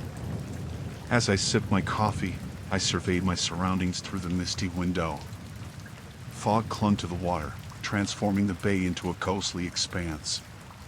The dull light made it hard to see far, giving the landscape an eerie quality. The locals had mentioned the cove was serene, but today it felt like a graveyard, shrouded in secrecy. Something stirred within those waters, something I couldn't quite put into words. I donned my wetsuit and grabbed my gear, deciding that if I were going to uncover the truth, I needed to confront it head-on. The kayak felt heavier than usual as I dragged it to the shoreline, its familiar contours now a reminder of the shadows lurking just beneath the surface. I pushed off into the water, the cold lapping against the hull as I glided further from the shore. The rain had softened to a drizzle, but the clouds hung low, smothering any warmth the sun could have offered. As I paddled into the cove, anxiety settled in my stomach like a stone. I had no clear plan. I was searching for clues, perhaps even a way to piece together the unsettling history surrounding this place. All I could think of was what I had seen through the haze of the dive mask, the silhouette that had beckoned me deeper. The cove's stillness was unnerving. The distant echo of my paddle sounded like a heartbeat in the quiet, a reminder that I was utterly alone. My breath grew shallow as I approached the marked dive site, a placard barely visible through the mist, its words worn and faded. I had read about the dangers of this area, the strong currents, the caves that twisted like veins beneath the water. But I had come too far to turn back now. I secured the kayak and slipped into the water, the cold biting at my skin. As I submerged, the world above fell away, replaced by a murky blue twilight. The water enveloped me, a claustrophobic embrace that seemed to hum with life. I recalled the stories of divers who had gone missing, tales I had dismissed as mere urban legends. Now, with each stroke, I felt the weight of those stories pressing in on me, urging me to heed their warnings. I descended slowly, the bubbles from my exhale swirling upwards, dancing with the sunlight that managed to penetrate the depths. The visibility was poor, but I pressed on, driven by an anxiety that had settled deep within my bones. The seabed loomed ahead, an expanse of rocks and shadows. I reached out, my fingers brushing against the cold, slick surface, and I felt something shift beneath my touch. Instinct kicked in, and I pulled back, heart racing. The sensation had been too quick, too deliberate. I forced myself to breathe, to remain calm, but panic surged as I felt it again, a pressure, a presence just beyond the reach of my vision. I turned, scanning the dimly lit water, but nothing met my gaze. The shadows danced, flickering in the eerie light like whispers of secrets long buried. I took a deep breath and continued, driven by an insatiable need to uncover the truth. Suddenly, the ground beneath my feet sloped steeply downwards, and I found myself at the edge of a deep crevice. Something shimmered at the bottom, a flash of silver that caught my eye. Against my better judgment, I navigated closer to the edge, peering into the darkness. As I leaned over to get a better look, an overwhelming sense of dread washed over me. The urge to flee clawed at my insides, but the glint of metal drew me closer, as if it were a magnet. My heart pounded in my ears, drowning out all other sounds. I extended my hand, fingers reaching into the darkness. Just as I was about to pull back, my fingertips brushed against something cold and hard. The moment I grasped it, a surge of energy rippled through me. The object was heavy, encrusted with barnacles and muck, but the sigils carved into its surface were unmistakable. A relic, an artifact that felt ancient and wrong. I yanked it free, my instinct screaming at me to abandon it, but I was too far gone in my curiosity. In that moment, A low rumble echoed from the depths of the crevice, a sound that seemed to vibrate through the water and into my bones. I froze, dread pooling at the base of my spine. The water around me began to swirl, currents pulling me into the abyss, and I fought against them, adrenaline surging as I kicked hard, desperate to return to the surface. But the deeper I swam, the more disoriented I became. The current twisted and tugged, dragging me down. I gasped for air, panic igniting my every sense. I was losing my grip on reality, my mind racing with images of those lost divers. The surface, once a beacon of safety, felt out of reach, and the shadows below seemed to stretch, reaching for me with skeletal fingers. I clawed at the water, summoning every ounce of strength I had left. Just when I thought I would succumb, a light broke through the darkness. The surface shimmered above me, tantalizingly close. I fought with everything I had, propelled by instinct and an urgent need to escape. With a final burst of energy, I broke free into the open air, gasping as I emerged, half coughing, half sobbing. I saw the kayak drifting nearby, and I reached for it, pulling myself aboard with trembling arms. The safe world above the water felt foreign, the weight of the artifact still heavy in my hands. As I paddled back to shore, fatigue washed over me, but the fear remained, gnawing at the edges of my mind. I had found something, yes, but at what cost? The cove felt alive, its depths whispering secrets I was not meant to hear. Whatever I had uncovered had awakened something, and I could feel it watching me, lurking just beneath the surface, waiting for the right moment to strike. The sun hung low in the sky, casting a golden hue across the water as I prepared for my dive. The kayak gently bobbed in the swell, tethered to the rocky shore where I had parked my gear. My heart raced as I looked at the dark waters below, the cool depths hiding whatever secrets lay beneath. After everything that had happened since I had come to this remote area, I should have known better than to tempt fate. The plan had seemed simple enough. I wanted to explore the underwater cove that was said to be home to unusual rock formations, remnants of a time long past. A diving guide I had met at a local bar had spoken of ghostly silhouettes and unusual sights beneath the surface, but he hadn't mentioned the eerie tales that clung to the cove like the seaweed that wove its way through the waters. My thoughts drifted back to the warning I had dismissed too easily. "You never know what you'll find out there," the guide had said, his voice low and gravelly. I had laughed it off, brushing it aside as the ramblings of a man too comfortable at the bottle. Now, standing on the brink of adventure, I felt that tightening knot in my stomach, a premonition I couldn't shake. I took a deep breath, the salty air filling my lungs, and stepped into the kayak.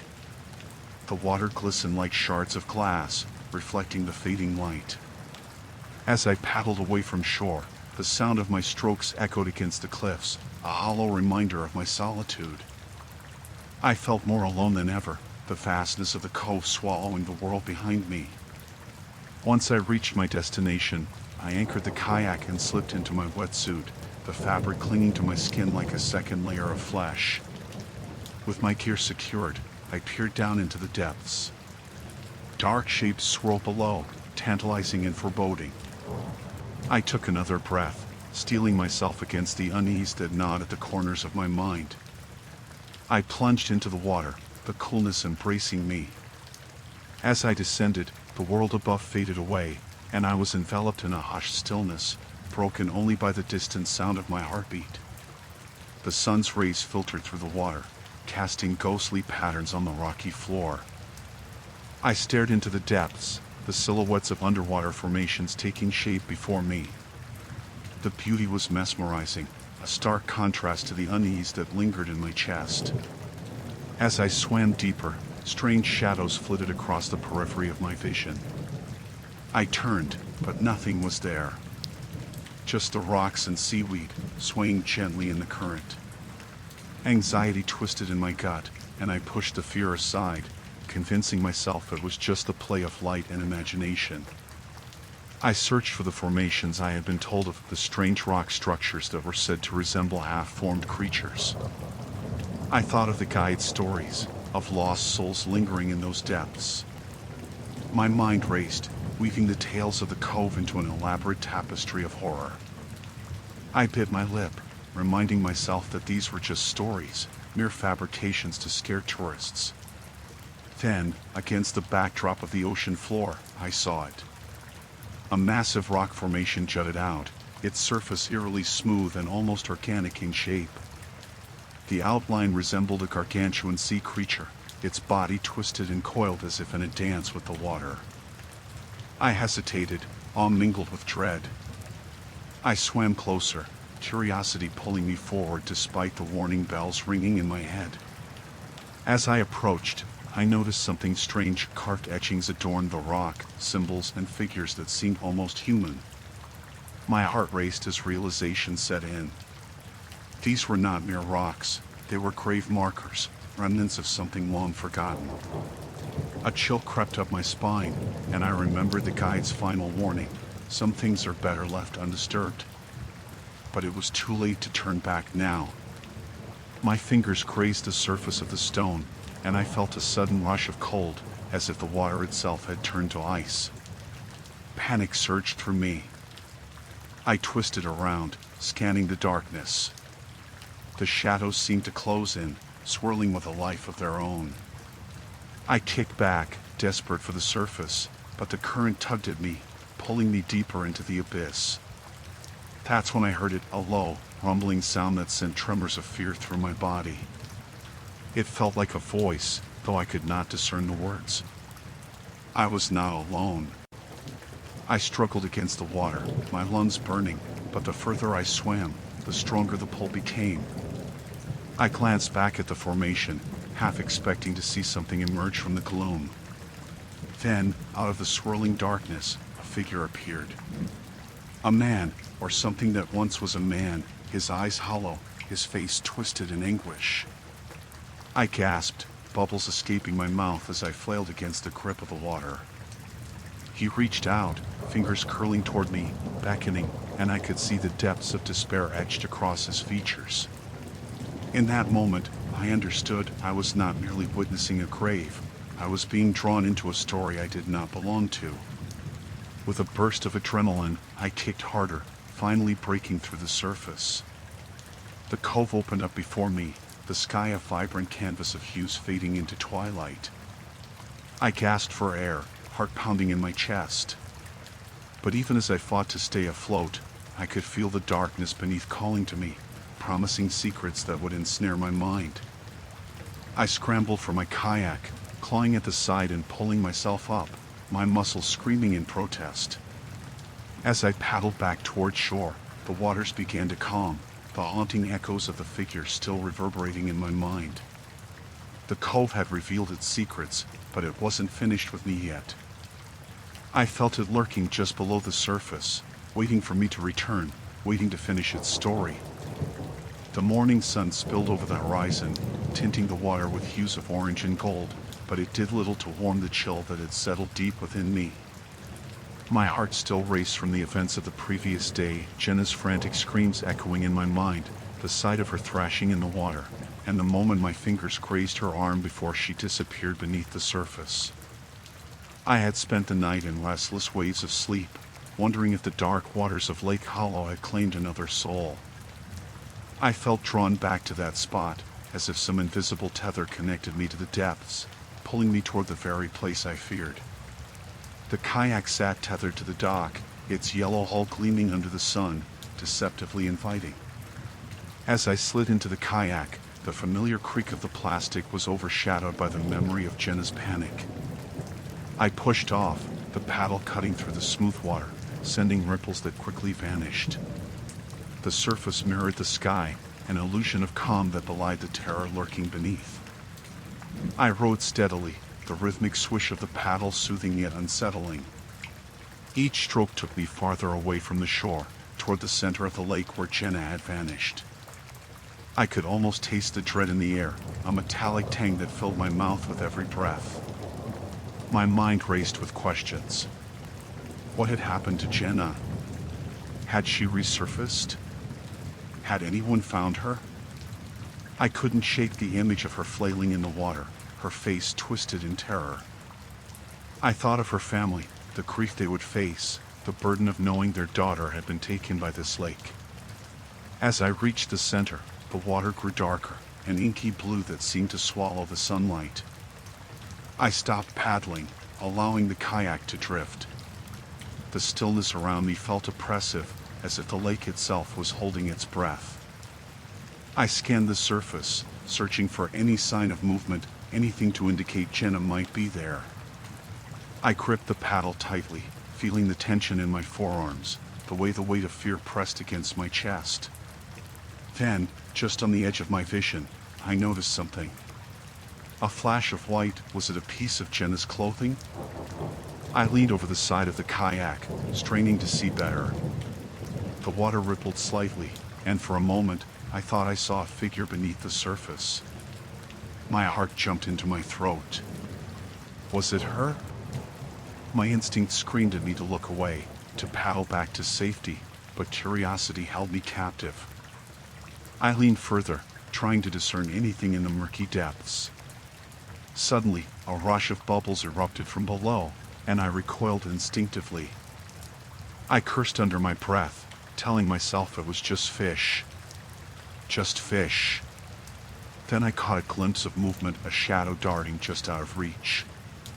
Panic surged through me. The stories I'd heard about the lake whispered in the back of my mind, the drownings, the disappearances.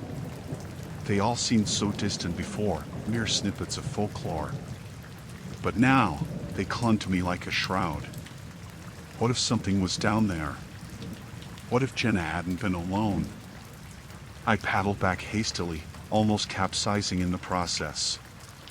The lake seemed to swallow my panic, the water gleaming eerily as I approached the shore. I couldn't shake the image of that shadow. It felt alive, sentient, as if whatever was lurking beneath the surface had intention. Once I reached the dock, I scrambled out of the kayak, my legs trembling as I took my first steps on solid ground. I leaned against the weathered wood, trying to catch my breath, but a nagging voice in my head urged me to return, to confront whatever darkness awaited me. But I couldn't. I wouldn't. I had to tell someone. The local sheriff would want to know about my encounter, wouldn't they? I hurried up the path, each footfall heavy with dread. It felt as if the path stretched endlessly, the trees closing in around me as though they shared in my fear. Once I reached the sheriff's office, I burst through the door, breathless. Sheriff Collins looked up from his desk, his brow furrowing at the sight of my panic. "Wes, what's wrong?" he asked, concern etching lines into his worn face. I went out on the lake. I saw something," I stammered, my words tumbling over each other. "It was like a shadow, maybe Jenna."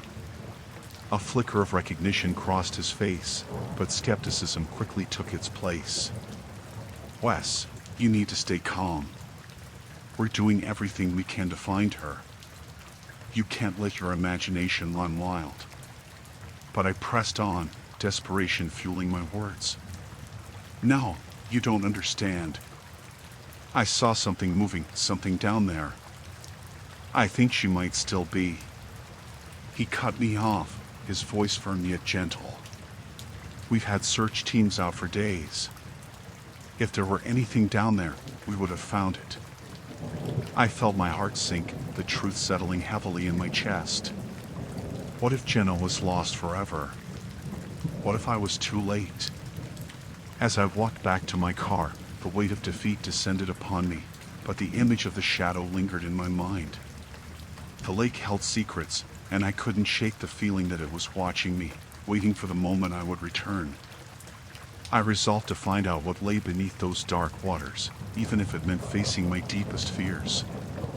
The lake had taken Jenna, but it had not taken my resolve. I would return, and this time, I would plunge into the depths to uncover whatever horror it concealed. Story 5, Echoes from the Forgotten Depths. The summer of my 13th year was the last time I ever felt truly safe in my home. Our house, built in the late 1800s, had a charm I had loved as a child, with its creaking floorboards and narrow, twisting stairs. That charm vanished the day I discovered the door to the basement. It had always been there, of course, hidden in the shadow of the old oak cabinet that dominated our living room. My parents had spoken of it in hushed tones, a door they preferred to keep locked and untouched. "Some things are best left alone," my mother would say, glancing nervously at the cabinet as if fearing it might come alive and devour us all. It was enough to stoke my curiosity. Children are relentless in their explorations, and I was no exception.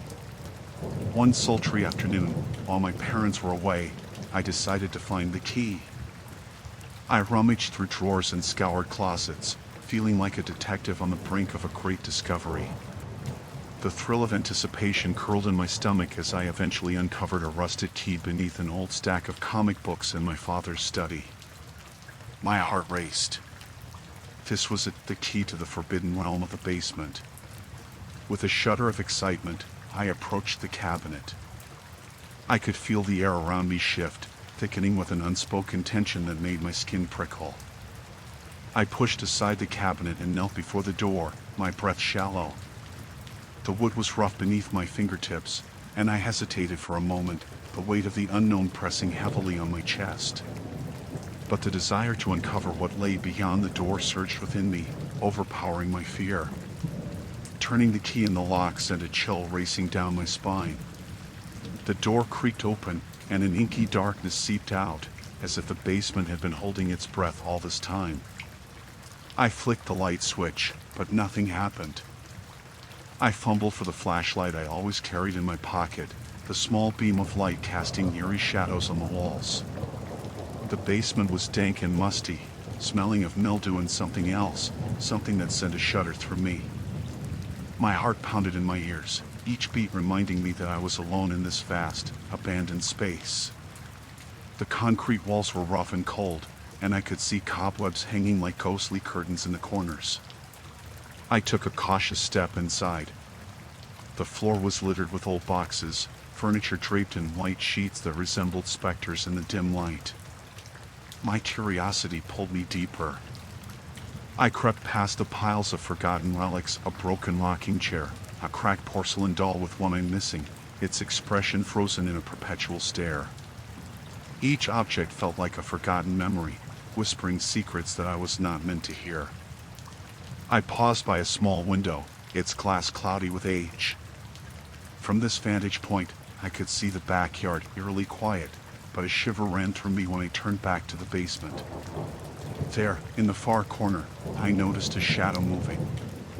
My breath caught, and I squinted into the darkness, the beam of my flashlight flickering as I approached. A chill settled in my bones, and I fought the urge to turn back. The darkness seemed to pulse, alive and waiting. I had to know what was there. My flashlight illuminated the corner, and I gasped. A staircase, narrow and steep, led down into deeper darkness. The wood was rotting, splintered in places, yet something compelled me to descend. I hesitated, my mind racing with warnings from my parents, the irrational fears that had been instilled in me. But the promise of discovery, of answers, pulled me forward. As I placed my foot on the first step, the wood groaned beneath my weight. I held my breath, moving slowly, my heart echoing through the silence. Each step felt like an insurmountable journey into an abyss. The air grew colder, carrying a sharp, metallic scent that made my stomach churn. At the bottom, I found myself in a small, dimly lit room. The light from my flashlight flickered against the walls, revealing more boxes, but they were different, smaller, more sinister. They seemed to have been shoved aside, as if something had tried to keep them hidden. I knelt down, curiosity battling with dread, and pulled one closer. The box was marked with strange symbols, blackened and faded over the years. My hands trembled as I lifted the lid. Inside lay an assortment of items that sent icy fingers of fear running down my spine. Old photographs, each depicting a child in various states of distress, their eyes wide and fearful. I felt as if they were staring directly into my soul. My breath quickened, and I slammed the box shut, a gasp escaping my lips.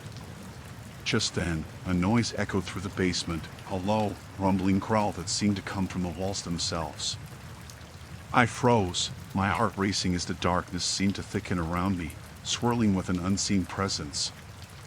My instinct screamed for me to run, but my body refused to move. I was paralyzed, trapped in a moment that felt suspended in time. Another growl resonated, closer this time, and the air felt charged with something malevolent. It was as if the basement itself had awakened, angry and alive. The shadows shifted and twisted, and I could feel the weight of 1,000 eyes on me. I stumbled backward, the flashlight slipping from my grip, plunging me into an abyss of darkness. Cold fear gripped my throat as I fumbled for the stairs, desperate to escape the suffocating gloom. But as I turned, I heard a whisper, soft yet haunting, threading through the air like a serpent. "Stay, forever." I didn't stay to listen. I bolted up the staircase, the growl escalating into a roar behind me, echoing in the confined space. My heart thundered in my ears as I reached for the door, yanking it open and slamming it behind me. I sank to the floor, gasping for breath, the weight of the basement still hanging in the air around me. I had ventured into a world that was not mine to explore, and I knew, deep in my bones, that whatever dwelled in that darkness was not finished with me yet. I could feel its presence lingering, a silent promise that I could never shake. The basement was not just a room, it was a doorway, and I had opened it. As I descended the creaking stairs into the basement, the air thickened and grew stale, like a long-forgotten secret waiting to be unearthed. The dim light from the single bulb flickered above me, casting long shadows that danced along the walls. I hesitated at the bottom step, my heart hammering in my chest. The last remnants of daylight filtered through the small, barred window, but I felt as though darkness inhabited every corner of the room. The basement had always unsettled me, but my curiosity got the better of me.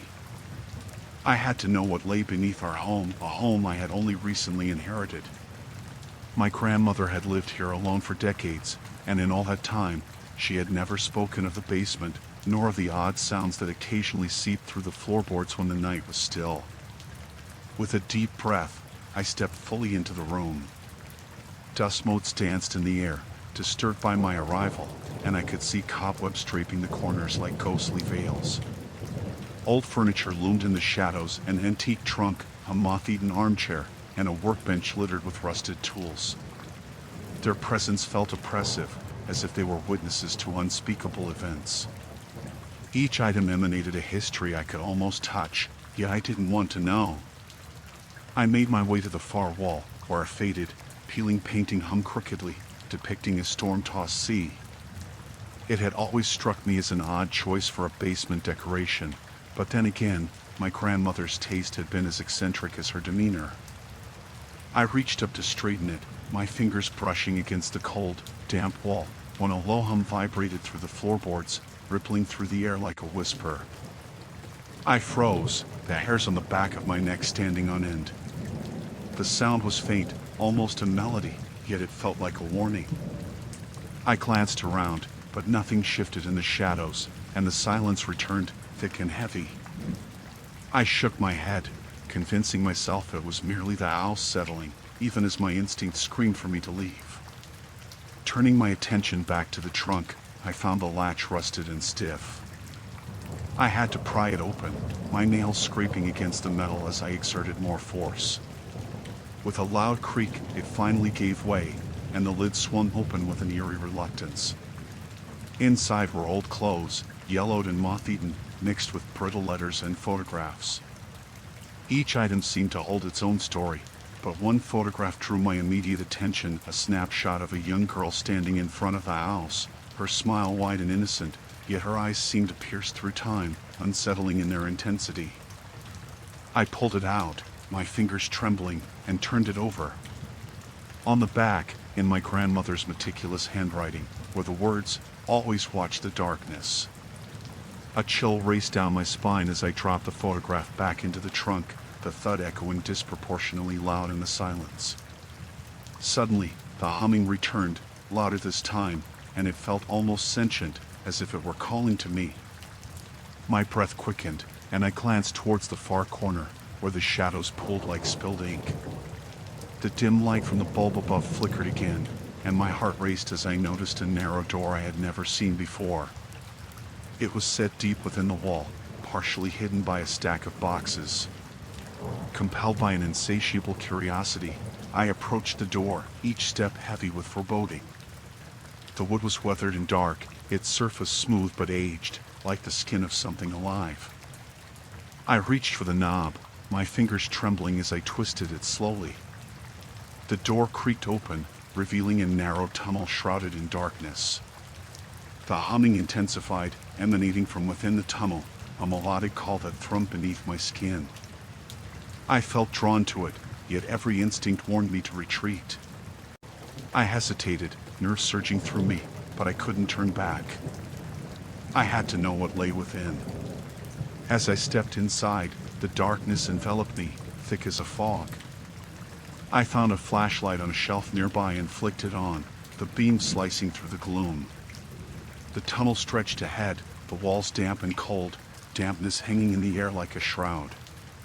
It twisted and turned, each step echoing in my ears, drowning out the humming, which now felt like a heartbeat, a pulse beneath the earth.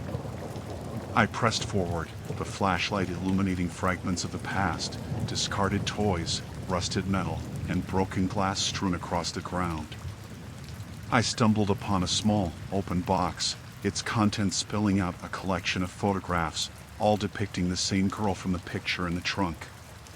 The same smile, the same piercing gaze, but with each image, she seemed to age. One photograph showed her beside a man, his face obscured, yet his presence felt overwhelming. The humming rose, swirling in the air around me, drowning my thoughts. In the darkness, I heard a whisper, soft, taunting, as if the shadows were alive. I spun on my heel. My heart raced, pounding against my ribs. I felt something in the darkness, something watching, waiting. With every instinct screaming at me to flee, I turned back towards the tunnel entrance, but the way felt elongated and treacherous. My breath came in shallow gasps as I hurried, the light flickering ominously, shadows reaching for me, grasping at my ankles. I stumbled, the flashlight's beam faltering, and I felt the weight of eyes upon my back. I emerged into the basement, the door slamming shut behind me as if on its own accord. I stood there, gasping for air, my mind racing. The humming had ceased, but its echo lingered in my ears, and I felt a chill sweep across my skin. My heart pounded in my chest, but I knew I wouldn't be able to shake this feeling of dread. Whatever had called to me from that darkness was still there, waiting, its presence lingering just beyond the threshold. And I had awakened it. I stood at the top of the basement stairs, my heart thundering in my chest as I looked down into the darkness. The dim light from the hallway barely penetrated the abyss below, casting long, flickering shadows that danced like specters. I could almost hear the deep, rhythmic pulse of the house, a living thing that thrummed with a life of its own. It was a sound that had been growing louder since I first moved in, an ominous whisper around every corner, a reminder that I was not alone. After the grim discovery of the old photographs in the attic, I felt an overwhelming urge to confront whatever lay in the basement. The pictures had been a mere prelude to the unease settling into my bones. They showed a family that no longer existed, their faces twisted in expressions of joy that felt more like desperation. I had dismissed them at first, but now they haunted my thoughts. What had happened to them? Why did the house feel so heavy with sorrow? Taking a deep breath, I made my way down the creaking steps, the wood protesting beneath my weight. Each step felt like a penance, a betrayal of my instincts that screamed at me to turn back. My fingers brushed against the rough wall as I descended, and I could feel the cold, damp air wrapping around me like a shroud. Once I reached the bottom, I fumbled for the switch. The bare bulb flickered to life, casting an eerie glow over the room. Boxes were strewn about, remnants of a life once lived. A single chair faced a blank wall, its seat dust-covered and untouched. I could almost hear the echoes of laughter, the children who had once played here, their voices now silenced by time and absence. I took a step further inside, and the smell hit me, a musty blend of decay and something else, something sharper that made my stomach churn. Against my better judgment, I began to sift through the boxes, revealing old toys, yellowed newspapers, and faded clothing. I found a small teddy bear, its fur matted and eyes dull, a relic from a happier time. As I picked it up, a chill swept through the room, causing my breath to hitch. It was then that I noticed the far corner of the basement, an old wooden door, its frame splintered and warped. It had gone unnoticed at first, shrouded in darkness and hidden behind stacks of forgotten memories. My heart raced in a mixture of fear and curiosity.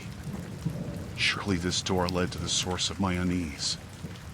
I approached it cautiously, every nerve ending alive with anticipation and dread. The door was locked, but I could see the outline of a heavy padlock dangling from a rusted hasp. I felt a strange compulsion to break it open, to unveil whatever lay behind it. But logic held me prisoner. What if it was better left undiscovered? As I debated with myself, I heard a soft rustling sound, barely audible over the thud of my heart. It came from beyond the door. My blood ran cold. I could have sworn I heard a whisper, faint yet distinct, like a child calling for help. I pressed my ear against the weathered wood, straining to catch any further sound. The whisper came again, clearer this time, but unintelligible. Please, it seemed to plead, but the voice was so weak, as if it were fraying at the edges. I stumbled back, a rush of adrenaline propelling me away from the door. This was too much. I had to leave. But the pull of that voice, the desperation embedded in it, anchored me in place. Without thinking, I turned back to the door. Desperation clawed at my throat. I needed to know what was on the other side. I scanned the room for something, anything, that might help me break the lock. My eyes landed on a rusted pipe wrench, still clamped to a nearby workbench. I snatched it up, feeling the weight of it in my hands, and returned to the door. As I swung the wrench at the lock, adrenaline coursed through my veins. With each strike, the sound echoed in the confined space, a deafening clang that resonated deep in my chest. Finally, with a sickening snap, the padlock fell away, clattering to the floor. I hesitated, my breath hitching in my throat. The door creaked open, revealing a narrow staircase that descended further into darkness. The air felt heavier, charged with a malevolent energy that sent a tremor through my limbs. I flicked the light switch beside the door, but the bulb flickered ominously, illuminating only the first few steps. "Hello?" I called out, my voice trembling as it bounced off the walls. There was no answer, only the oppressive silence that followed. I took a cautious step down, and then another, the wood creaking underfoot. Each step felt like an invitation to something dreadful lurking below. The whispering grew louder, a cacophony of desperate voices echoing off the walls. "Help us!" it cried. I shivered as the sound enveloped me, an all-consuming wave of sorrow that wrapped around my heart. I knew I should turn back, that whatever lay at the bottom of the stairs was not meant for me. But something compelled me forward, a strange mix of fear and curiosity urging me to descend further into the unknown. As I reached the bottom, the air grew even colder. The weak light illuminated a dimly lit room, revealing walls lined with old photographs, like the ones I had found in the attic. But these were different, darker, more sinister. The faces in these pictures were twisted in agony, their eyes hollow and pleading. My breath caught in my throat as I realized the truth. I was not the first to step foot in this basement. I was merely the latest in a long line of souls drawn to this place, seeking answers to questions best left unasked. And as I turned to flee, a cold hand grasped my ankle, yanking me backward into the darkness. The storm raged outside, hammering the old house with relentless wind and rain. I had expected the weather to force me into a state of isolation, but it hadn't prepared me for the profound sense of dread that came with the creaking of the ancient floorboards and the unsettling silence that engulfed me when I turned off the television. It was past midnight, or so my phone told me. I couldn't say for sure, having long ago lost track of time. The flickering shadows cast by the dim kitchen light danced across the walls, shifting and rearranging themselves like wraiths in the night. I shivered, wrapped my arms around myself, and thought of the basement. I had been avoiding it since my arrival, but something urged me toward it. Perhaps it was the storm, the way it seemed to amplify each sound, or the way the house itself felt alive, breathing and watching as I moved. My heartbeat pounded in my temples as I stood at the top of the basement stairs. The shadows below seemed to beckon me, a dark invitation impossible to resist. I hesitated, recalling the stories I had heard from the neighbors, whispers of the previous owner, a recluse who vanished without a trace. They said the house had its secrets, that the basement held a darkness that went beyond merely dust and cobwebs. Still, curiosity gnawed at me. I needed to know, needed to confront whatever lay beneath the surface. I flicked on my phone's flashlight and took my first step down the stairs. The smell hit me immediately, dampness mingled with something else, something metallic that clawed at the back of my throat. I shuddered but pressed on, each step creaking underfoot, echoing in the stillness. The beam of light revealed a small, cluttered room, boxes piled high along one wall, their contents long forgotten. Old newspapers lay scattered like fallen leaves, the ink curling at the edges. I stepped further in, the light flickering as if it were uncertain of its surroundings. The air felt thick, almost suffocating, and I could have sworn I heard something, barely a whisper, echoing through the darkness. I froze, heart racing, straining to listen. "Is anyone down here?" I called out, my voice sounding foreign in the oppressive gloom. Silence met me, heavy and mocking. I turned my attention back to the boxes, curiosity finally overcoming my fear. I pried one open, the lid protesting with a groan. Inside lay a collection of old books, their pages yellowed and brittle. I lifted one and brushed off the dust, the title barely legible, The Forgotten. I flipped through the pages, the words sending a chill down my spine. The text spoke of rituals, of shadows that consumed the unwary. My heart raced as I realized these were not merely stories, they were warnings. I felt the weight of eyes upon me, and I glanced over my shoulder, expecting to see something lurking in the dark. But there was nothing, only the relentless sound of the storm raging above. I hurriedly set the book back down and moved to another box, my hands trembling now. This time, I found old photographs, their edges curling with age. I recognized the house in some of them, but the people were strangers, their faces obscured by time. I picked one up, a family portrait. They looked happy, but the longer I stared at it, the more unsettling it became. Their smiles seemed forced, their eyes hollow, as if they knew a truth that eluded me. As I examined the photograph, a noise broke through, soft, almost like a whisper but layered beneath the sound of the storm. I held my breath, straining to discern the words. "Help." A shiver coursed through me, and I dropped the photo, stumbling back against the wall. What was happening? My phone's flashlight flickered again, a warning perhaps. The whispers grew louder, echoing in the confined space, a chorus of pleas and fears, a cacophony that melded with the howling wind outside. I felt trapped, the walls closing in around me. I turned to flee, but before I could take a single step, a figure emerged from the shadows. At first, I thought it was just a trick of the light, but as my heart pounded in my chest, the outline sharpened. A woman, her face pale and sunken, her hair a tangled mess, stood there, a specter of despair. I opened my mouth to scream, but no sound came out. Her eyes bore into mine, and I saw a lifetime of agony reflected there. "Leave," she rasped, her voice scraping against my very soul. "You must leave before it's too late." Before I could process her words, She dissolved into the darkness, and I stumbled backward, nearly tripping over the boxes. Panic surged within me.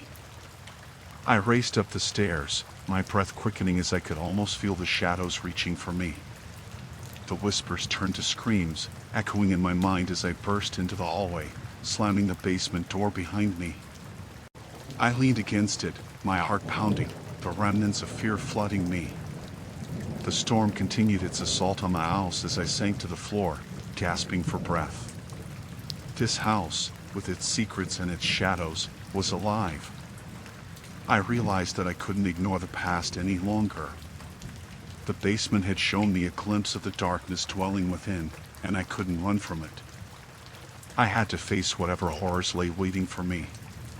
Tomorrow I would seek out the truth, even if it meant venturing down into the basement again.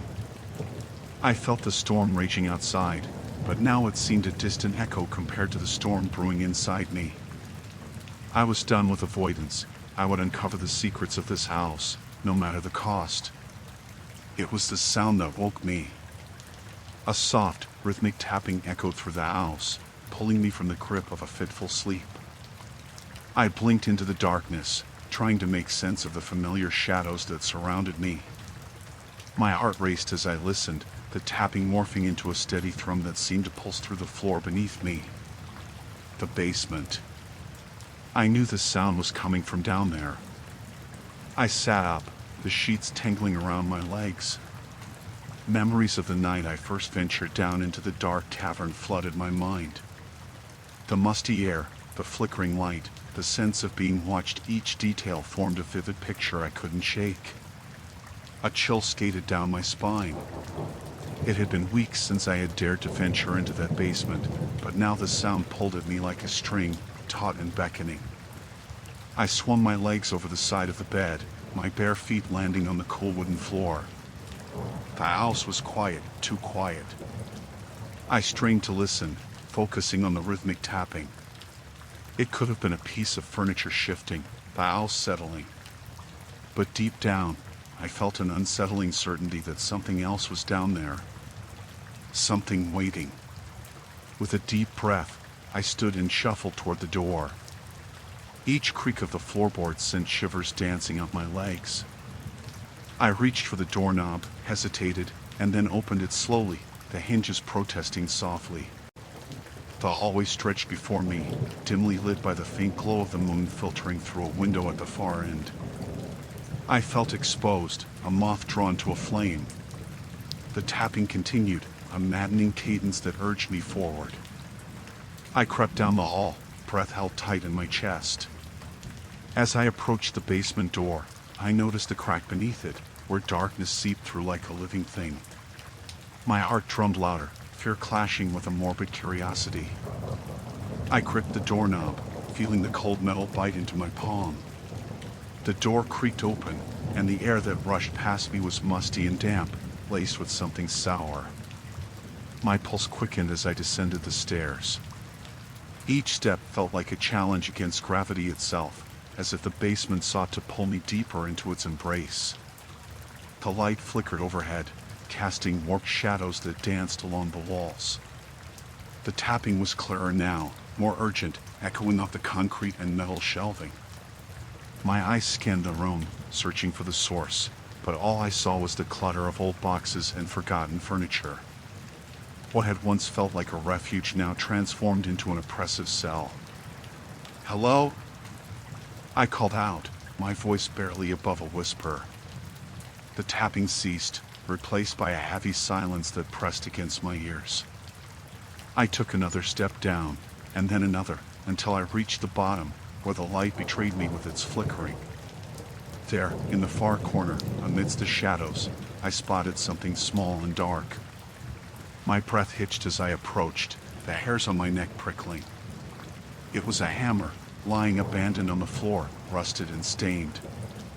It seemed an innocent enough object, but the way it was positioned, just barely out of view, sent a shiver of dread coursing through me. Suddenly, a crash erupted behind me, a heavy thud that reverberated through the basement. I spun around, heart pounding, and saw the door swinging shut, slamming against the frame with a finality that sent a shock of panic through me. I rushed toward it, but it wouldn't budge. "Let me out!" I shouted, banging on the door, but the wood only absorbed my desperate pleas. The light flickered again, plunging me into darkness for an instant, and when it returned, there was something different in the air. A presence, thick and suffocating, wrapped itself around me. I felt it before I saw it, a shift in the shadows, a movement just beyond the edge of light. My heart raced, pounding a frantic rhythm in my chest. In that fleeting moment, a figure emerged, just a glimpse, but enough to steal my breath.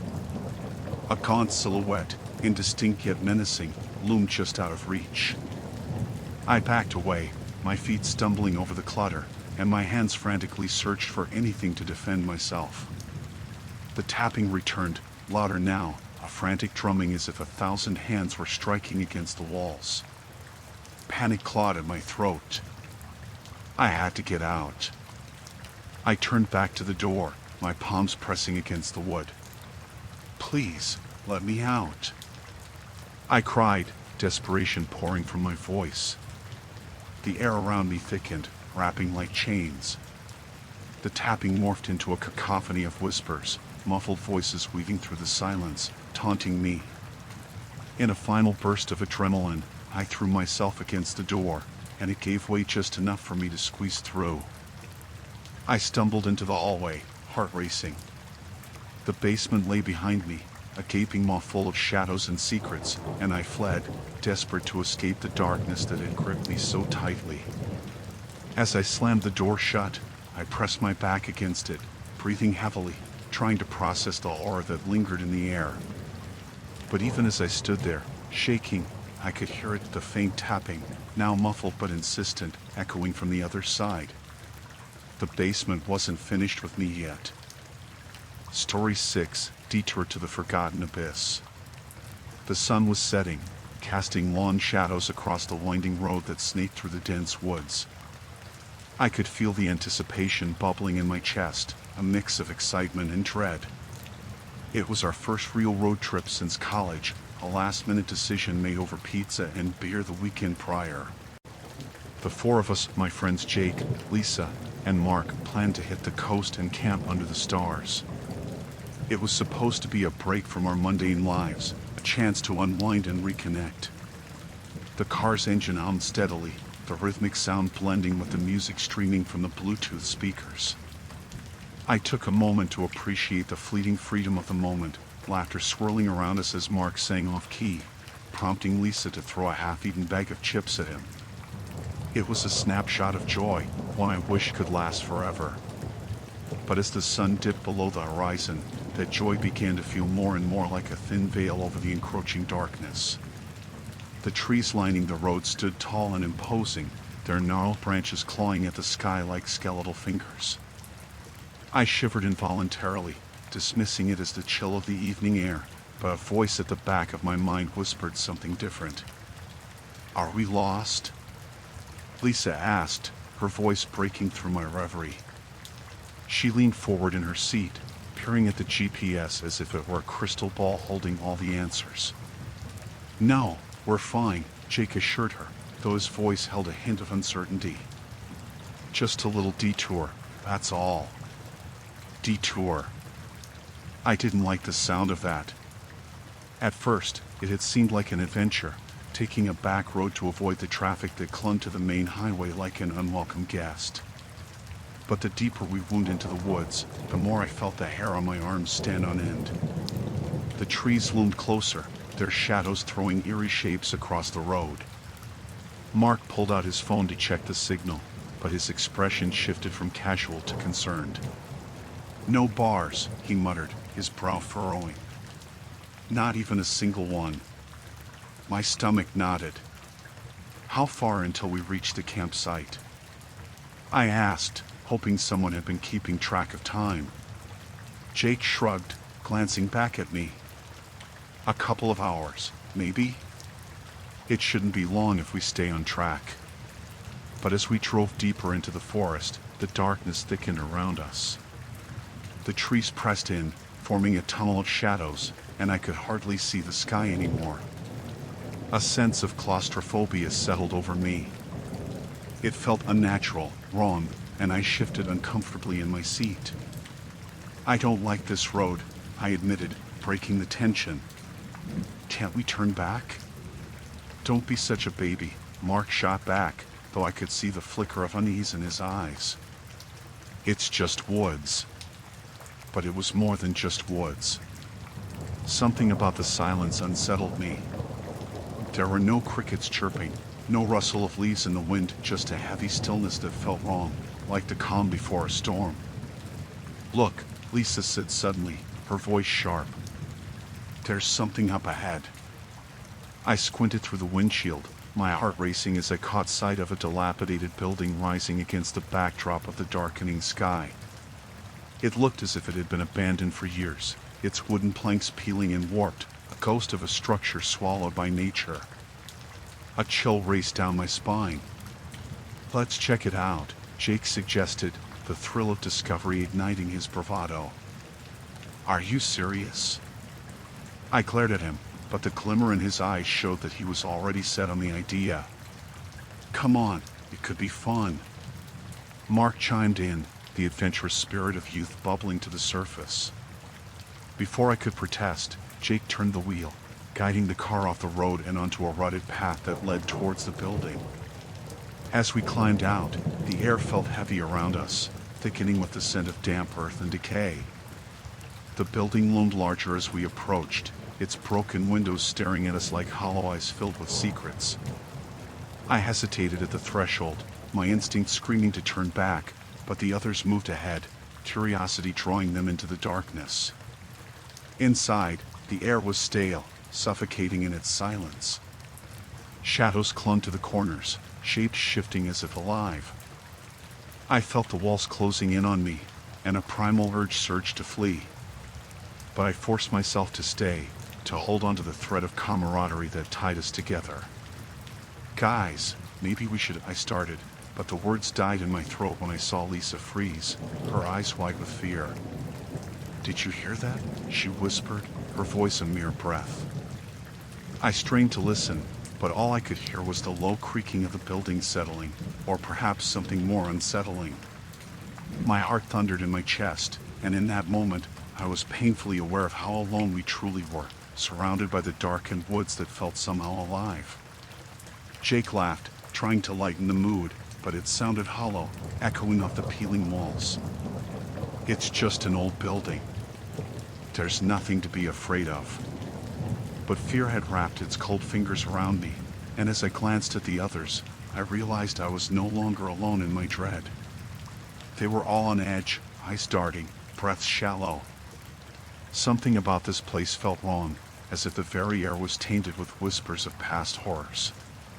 And then I heard it too, a sound filtering through the air, a low, shuffling noise that sent a jolt of panic through me. It was coming from the darkness beyond the threshold, where shadows danced and where we had just come from. Something was out there. We stood frozen, the thrill of adventure evaporating into a suffocating dread as the reality of our situation set in. We were miles away from civilization, trapped in a dying building surrounded by an endless, oppressive forest.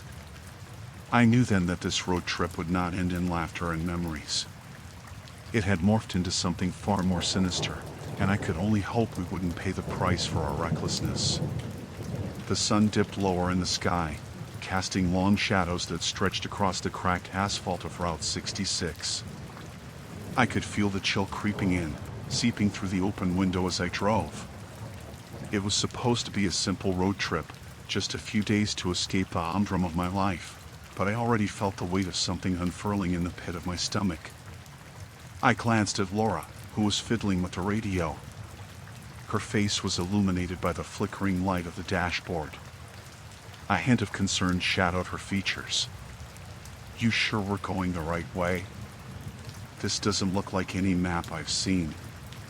"Yeah, I mean, the GPS says we're right on track," I replied, though I could hear the uncertainty in my own voice. I hadn't thought much about the winding back roads we'd taken after leaving the main highway. It had felt adventurous at the time, a chance to explore the forgotten parts of America, but now the surroundings felt oppressive.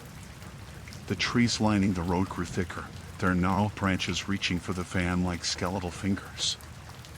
I pulled over to check the map again, squinting at the paper while Laura raised an eyebrow. "You'll get us lost," she said half-jokingly, but the unease in her tone was palpable. "Just a quick look," I muttered, trying to shake off my own anxiety. The map was confusing, full of squiggly lines and faded ink. I traced the route with my finger, but none of the landmarks were familiar. The phone signal had dropped, leaving us without any digital navigation. I felt a surge of frustration, but it was quickly replaced by a sense of impending doom. As I stuffed the map back into the glove compartment, the hairs on the back of my neck prickled. A faint sound echoed from the direction of the woods, an unsettling rustle, too rhythmic to be just the wind. I dismissed it as my imagination, yet I couldn't shake the feeling that we were being watched. "Let's keep moving," Laura said, casting a nervous glance toward the trees. "It feels weird out here." I nodded, starting the engine and easing back onto the road. The monotonous rumble of the tires against the pavement became a sort of mantra, and I focused on it to drown out the whispers of anxiety. We drove in silence, Laura occasionally casting glances at the rearview mirror. Whatever she thought she saw made her fidget, and I felt my own nerves tighten. "Let's stop for gas soon," she said, breaking the silence like a glass shattering. "I don't want to end up stranded out here."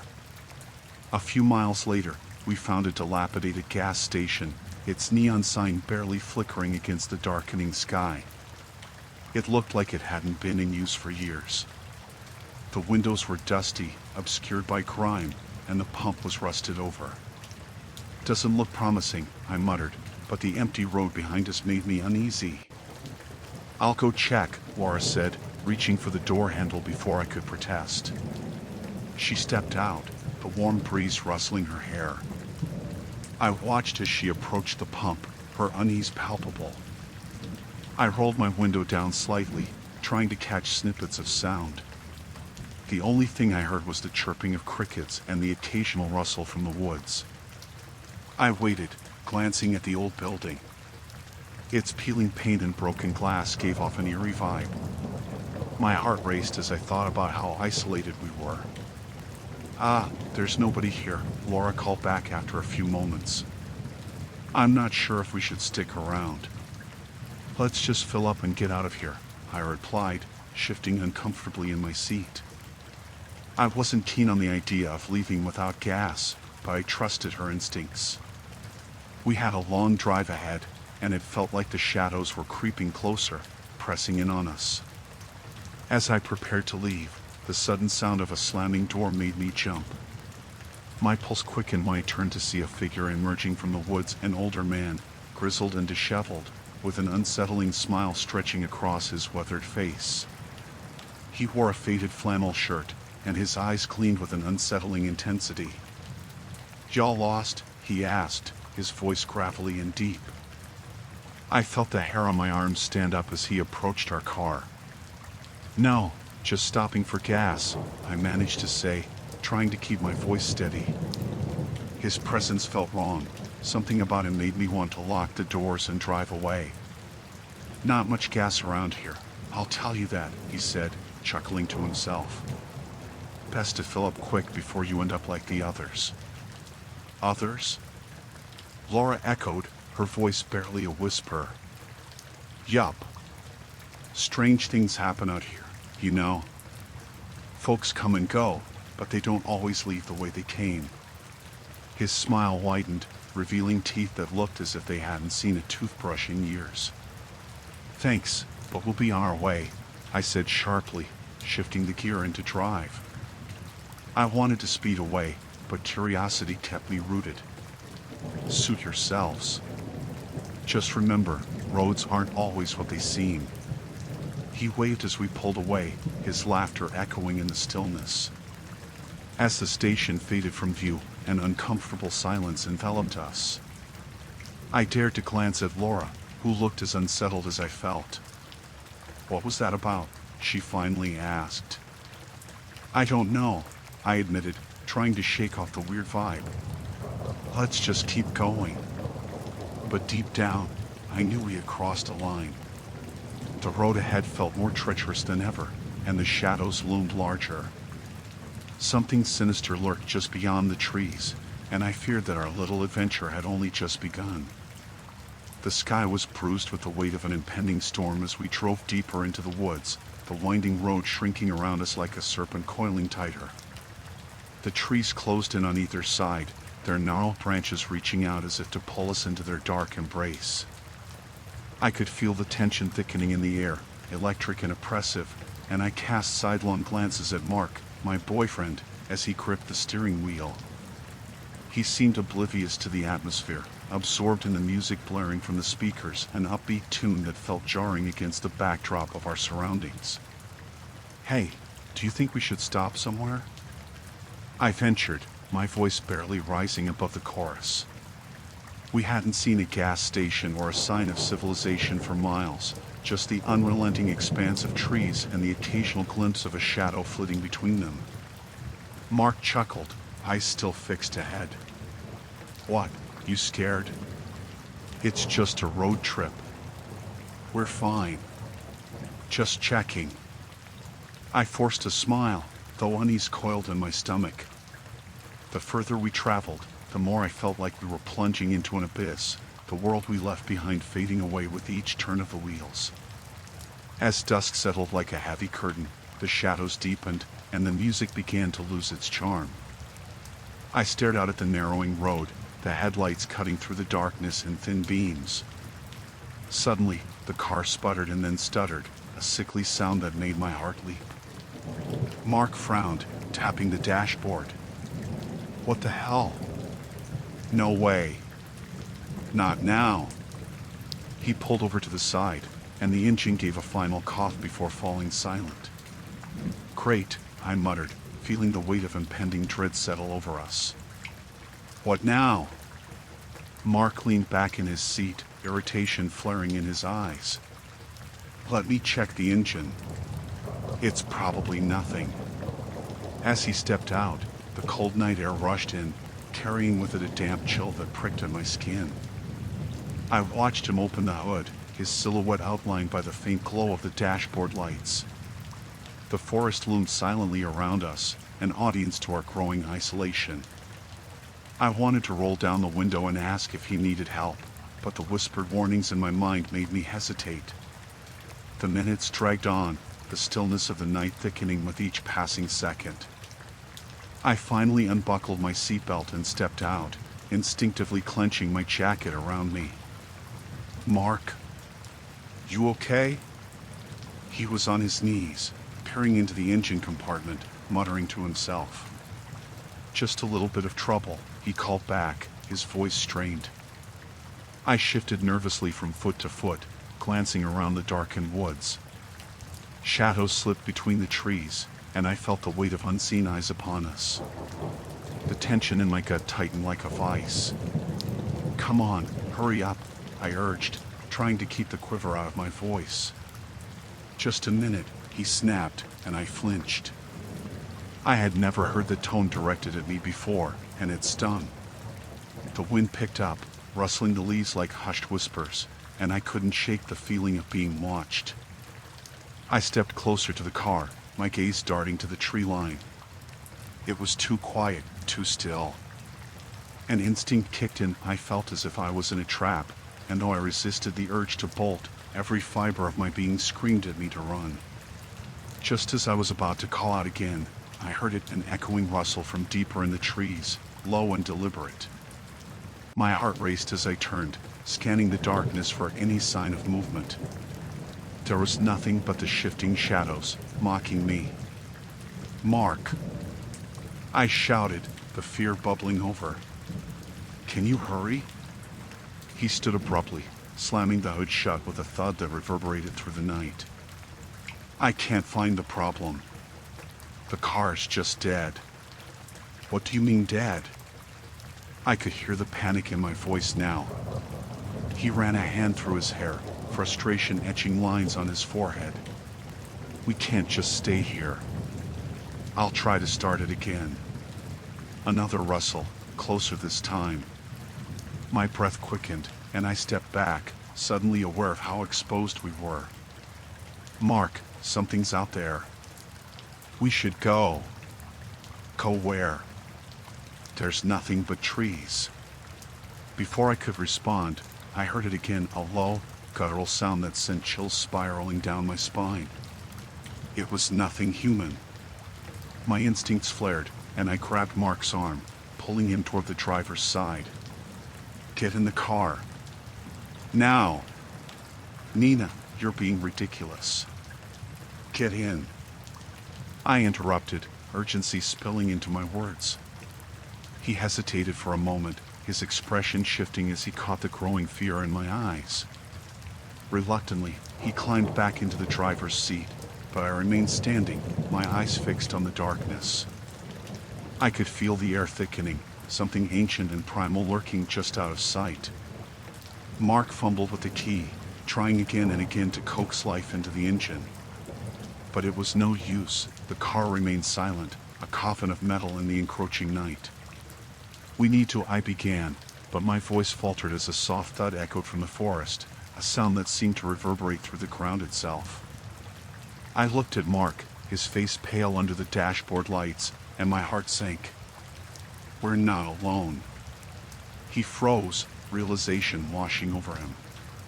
In that moment, as the darkness pressed in closer, I knew that whatever was out there was no mere creature of the night. It was something far more sinister, something that fed on fear. Lock the doors, I whispered, my throat dry. The sound came again, closer still, and I felt a primal urge to run. But where could we go? The road was empty, and the trees surrounded us like a wall, suffocating and unyielding. Mark hit the locks, the sound echoing in the stillness. The headlights cast a feeble glow into the night, but it was barely enough to pierce the encroaching darkness. A low growl rose from the trees, sending a shiver through me, and I pressed back against the seat, feeling the tremor in my hands. Please, I whispered, start the car. But as we sat there, the engine dead and the forest closing in, I understood that this was just the beginning. The sun dipped below the horizon, transforming the sky into a bruised palette of purples and blues. I squinted against the fading light, the road ahead sneaking into shadows. Hank, my traveling companion, sat silently beside me, lost in thought. We had been on the road for days, the tires humming a steady rhythm against the asphalt, but something in the air felt different tonight. It was heavier, charged with a tension that made the hair on the back of my neck stand on end. Do you think we should stop soon? I asked, my voice breaking the uneasy silence. I had been clutching the steering wheel tighter than usual, anxious to get to our destination, but increasingly aware that pressing on might not be the best option. My instinct was screaming at me to pull over, to rest, but I couldn't explain why. Just a few more miles, Hank replied, his gaze fixed ahead. He seemed distant, almost oblivious to the thickening atmosphere around us. I turned my eyes back to the road, where a faint flicker of light caught my attention in the rearview mirror. A car had just emerged from behind the trees lining the road, its headlights illuminating the gathering darkness. That car's been following us for a while, I said, my heart quickening. I felt a chill spread through me, igniting the fear that had begun to gnaw on my insides since we started this trip. It wasn't that it was unusual for cars to be on the road, especially at this hour, but there was something unsettling about the way it stuck close behind us, always maintaining a constant distance. Hank turned to look, his brow furrowed. Just some late-night driver, he reassured me, but the uncertainty in his voice belied his words. The car was an unremarkable sedan, its shadows blurring against the trees, but the way it seemed to match our speed made my skin crawl. I pressed the gas pedal a little harder, the engine responding with a growl. The road curved sharply, and I leaned into the bend, the world outside a blur of darkness and indistinct shapes. The headlights behind us flickered, and for a heartbeat, they seemed to dim, as though the driver had turned them off completely. An icy knot tightened in my stomach. "Maybe we should pull over," I said again, my voice now a threat of urgency. "Just for a second, let's see what they do." "Are you serious?" Hank shot back, his tone harsh. "We're almost there. We can't just stop in the middle of nowhere. It's not safe." His words hung heavy in the air, and I felt the adrenaline of panic coursing through me. I couldn't shake the feeling that this wasn't just coincidence. The inexplicable dread weighted my chest, and I could feel the presence of the pursuing vehicle like a dark cloud pressing down. A rustle outside the window drew my attention, and I glimpsed movement in the trees beyond the road. My heart raced, the rhythm pounding in my ears as I tried to focus. Branches swayed, casting surreal shadows in the dim light, but all I could think of was the car behind us, its headlights glowing like a predator's eyes in the night. The road dipped, revealing a crooked sign, a weathered marker for a nearby town named Black Hollow. I had never heard of it, and the name sent a shiver down my spine. "There's a town just ahead. Maybe we should go in. Get some gas or something," I suggested, my voice tinged with desperation. Hank sighed, and I could tell he was wavering. "Fine. But only if it's just a quick stop." I took the next turn, the tires crunching over gravel as we drove into the town's entrance. The place seemed forgotten, each house and storefront coated in a layer of dust and cobwebs. The street lamps flickered weakly, casting ghostly pools of light onto the cracked pavement. As I rolled to a stop at the only gas station in sight, I glanced back at the road behind us. The car had followed us, pulling into the opposite side of the station, its headlights now off. I could barely make out the figure inside, but they remained still, hidden in shadow. A visceral dread gripped me. "Let's just go inside," I urged, my heart pounding like a war drum. "We'll be safe in there." Hank nodded reluctantly, and we climbed out of the car, the night air chilling against my skin. A bell jingled as we pushed through the glass door of the station, and the scent of stale coffee and old asphalt filled my nostrils. The cashier, an elderly man with weary eyes, looked up from behind the counter, his expression unreadable. "Can I help you?" he asked, his voice gravelly. "We just need some gas," I replied, trying to keep my tone casual. "And maybe a snack." "Pumps outside. The snacks are in the back." He gestured toward a dimly lit aisle. I moved toward the snacks while Hank checked out the pumps, but my eyes kept drifting back to the window. The sedan still sat there, its engine silent, as if waiting. I couldn't shake the feeling that whoever was inside was watching.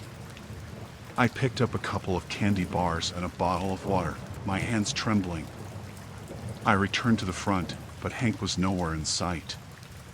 I glanced out the window again, and my heart dropped. The sedan's door stood ajar, but Hank was still at the pump, oblivious.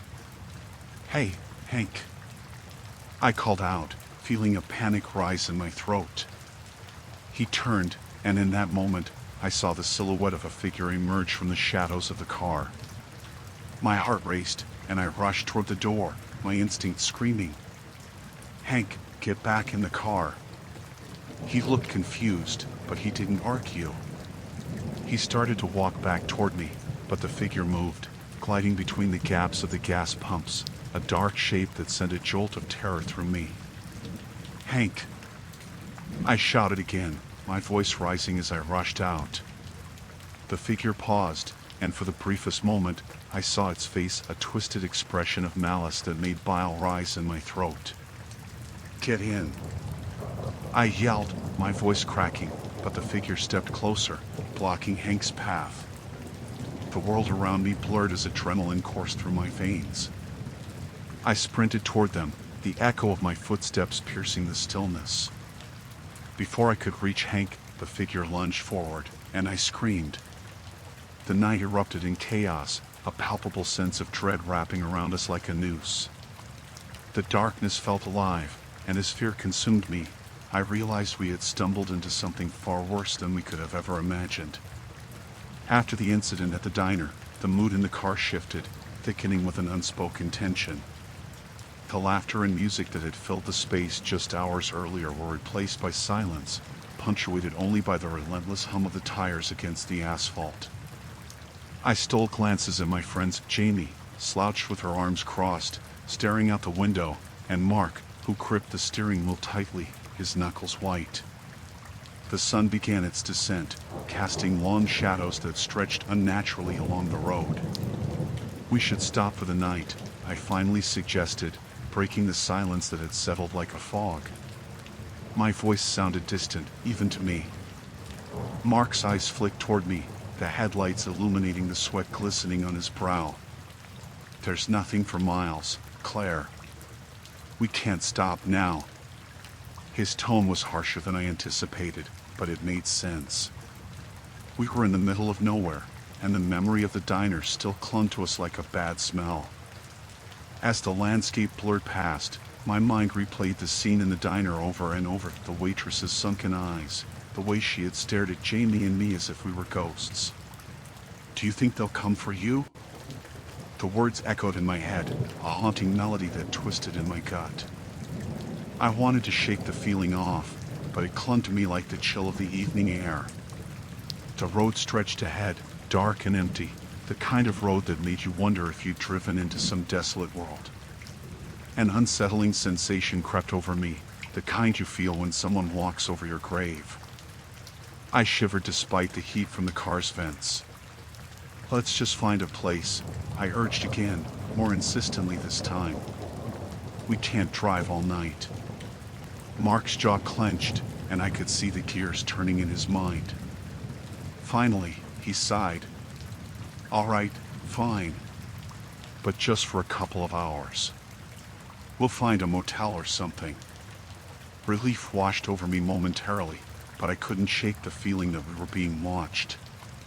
With every mile that passed, the weight of dread grew heavier in the air, filling the car with an oppressive silence.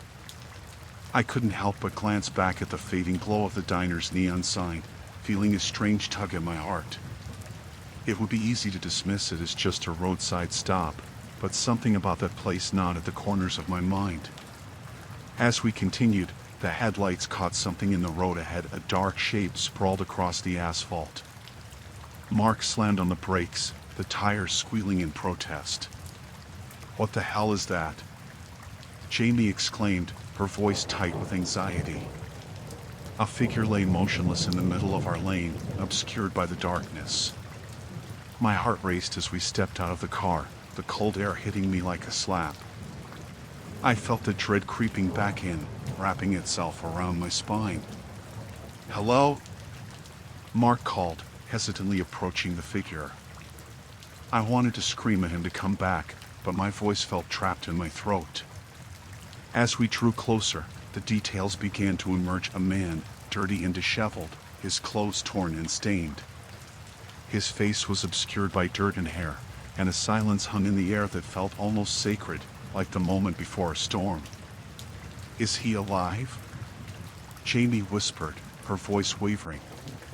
Mark knelt beside him, and I stood a few paces away, heart hammering in my chest. The man's eyes flickered open, revealing a wild gaze that sent a chill down my spine. Help, he croaked, the word barely a whisper. Before I knew it, Mark was reaching for the man, but I grabbed his arm, pulling him back. Wait, I said, urgency flooding my voice.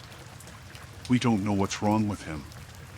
The man's gnarled fingers clawed at the air, and panic shot through me as I imagined the worst. You're not safe, he rasped. They're coming. Who's coming?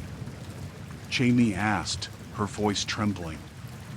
They're always watching, he gasped, his words slurring together in a frenzy. You must leave this road. Turn back before it's too late. I felt a rush of nausea at his words, the way they echoed the unease that had settled in my gut since we left the diner. I glanced at Mark, whose face had gone pale. We need to call for help, he said, looking up at me. We can't just leave him here. "Mark, we can't stay," I insisted, my voice rising. "We need to go. Now."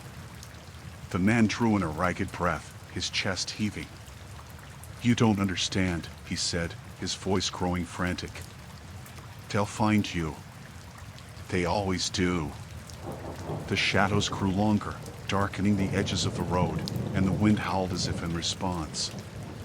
I could feel the weight of the moment pressing in on me, a suffocating cocoon of dread. I could hear the faint sound of laughter echoing in my mind, the memory of that diner playing back like a reel of film.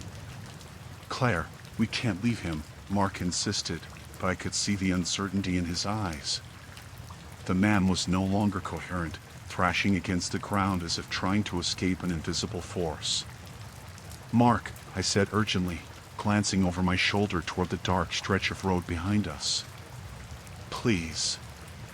In that moment, I felt a shift in the atmosphere, a sudden chill that sent goosebumps racing across my skin.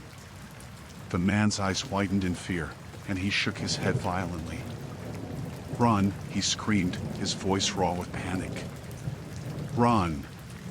Without thinking, I grabbed Jamie's arm and turned on my heel, sprinting back towards the car. Mark hesitated for a heartbeat longer, but I could see the resolve crumbling as the realization sank in. He followed us, stumbling in his haste, and I climbed into the back seat while Jamie rushed into the front. "Go! Go!" I shouted, the panic spilling over, the urgency pushing us into action. With a roar of the engine, Mark slammed the car into gear, and we sped away from that dark figure, the sound of his screams fading into the distance.